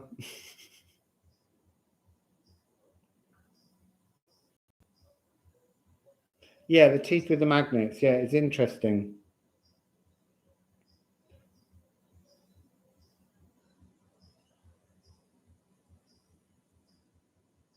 You see, I don't have a fear of dentists. It's just that over time, they just whip out your teeth and it's irritating. It's so annoying. And I for a while I had a problem with something in my gum, and I went to my dentist in Britain, and I kept saying to her, I feel like I've got an infection in this part of my bone, and she was like, no, you haven't. What would you know? And I did, and she wasn't listening.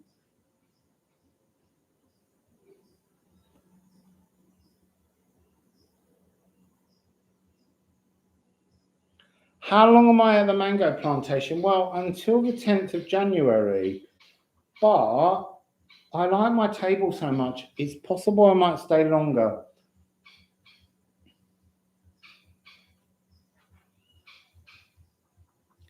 Yeah, the stem cell thing is amazing, and I feel like I want to wait for that. I have a friend in the UK, and they say she's one in a whatever amount, but she lost this teeth down here, and then it grew back, second tooth. And then she lost it again, and it grew back again. Now, sharks, other animals can regrow teeth.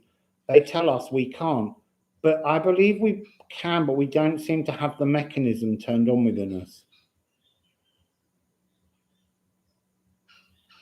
Yeah, I know. It's a lovely space up here. And they're lovely people here. I mean, look, you made me a table. It's so beautiful. There's no bad English, Sigrid. And it'll be a lot better than my bad German. Schlechtes Deutsch.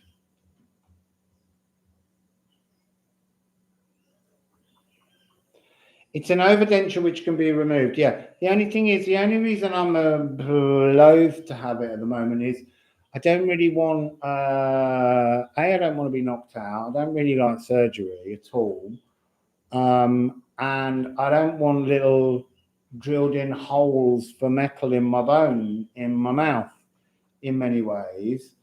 And that's why I'd like to see if I can't hang on until teeth can be regrown. I want my own teeth back.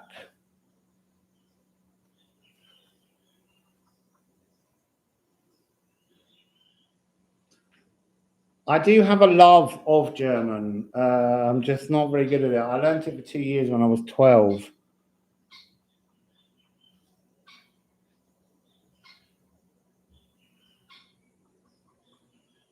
Wow, you can't even feel the drills with a laser.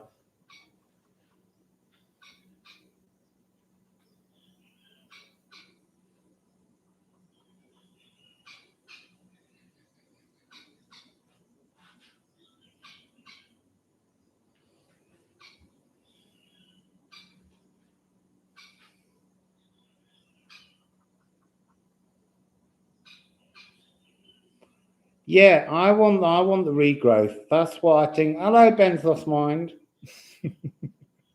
Wassail, Benzos Mind.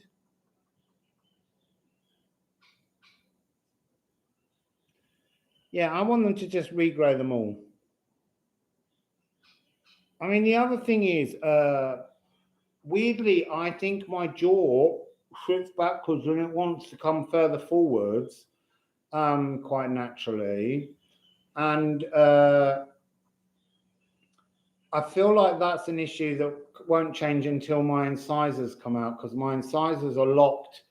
And I think they put pressure on my jaw to chew backwards. And I think that's why at night after the accident in the car in Peru, I think I was grinding and doing all kinds of things, and it affected my teeth.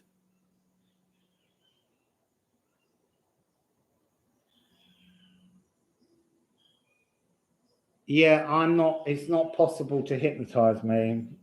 It's been tried. I've tried it for different things. I ain't willing to hand over control to anyone.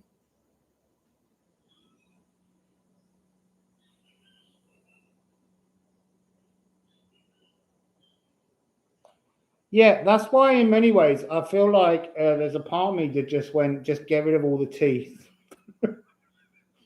so that you can grow them all back.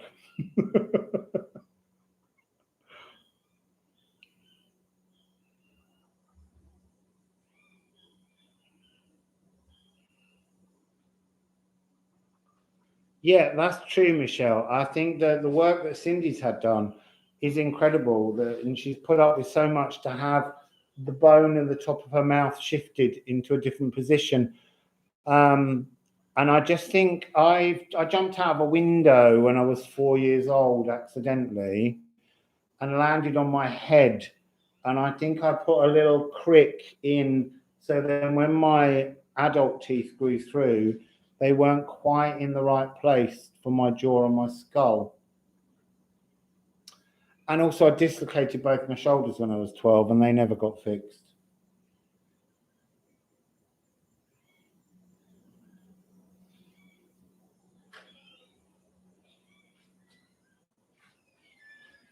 Yeah, it's really funny. When I jumped out of the window, I landed on my head on concrete stairs, and I have a crack that runs around my skull where it fused back together.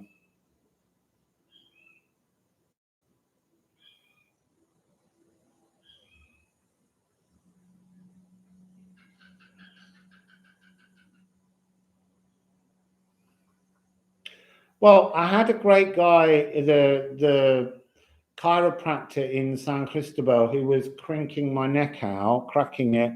It was amazing, and I felt a lot taller. But Then I left and I felt like I needed to stay there, but it was too late. I was coming here.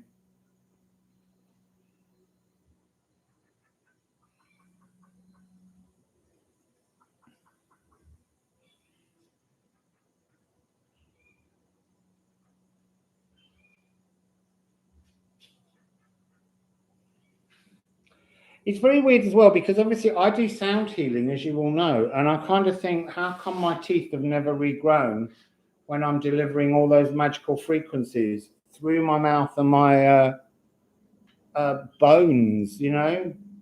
But it hasn't happened yet.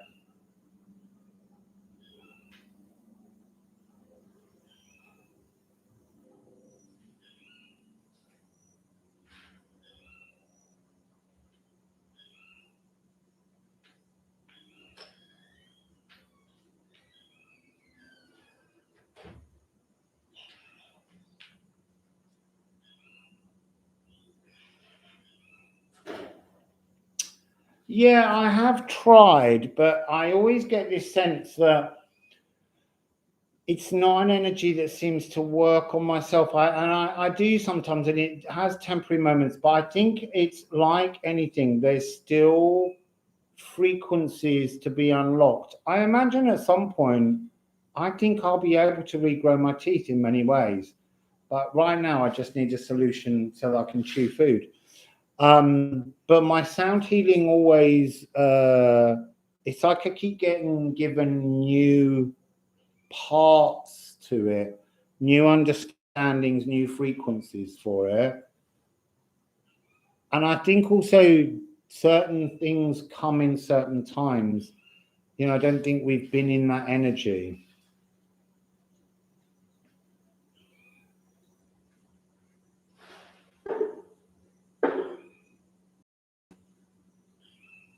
Yeah, they do go to Mexico for a lot of dental work because it is a lot cheaper here.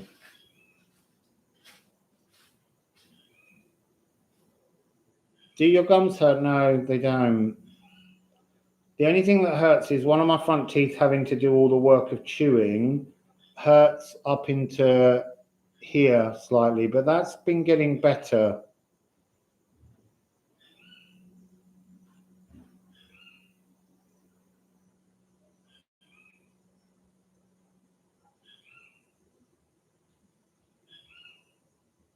Yeah, I'm absolutely sure that I can regenerate them at some point, but I think not quite yet. Yeah, I know, exactly. You really do need a recommendation from someone you know. It's not something you want to go and have someone knock you out to do some kind of work. I mean, she's very gentle, this dentist here. She's very kind. But I still feel like when I was doing the bite down so the teeth will match, I'm not sure my jaw was in the right place, but we'll see.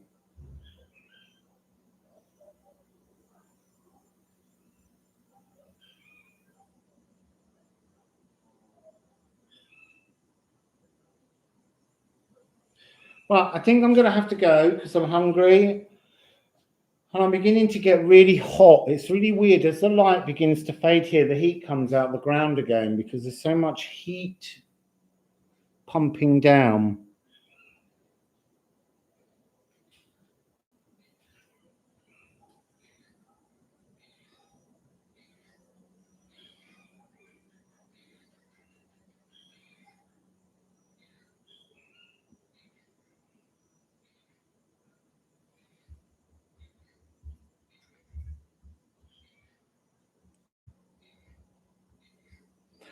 Thanks, perfect.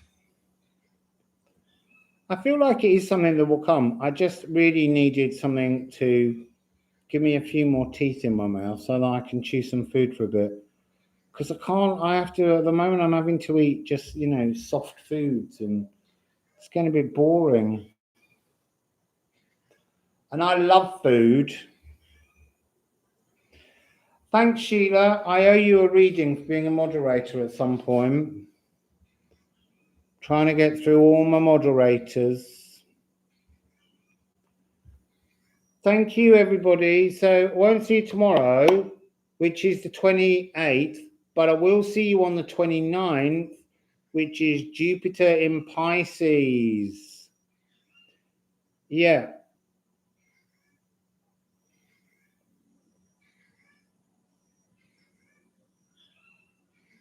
So anyway, Wassail, beautiful people. See you in a couple of days.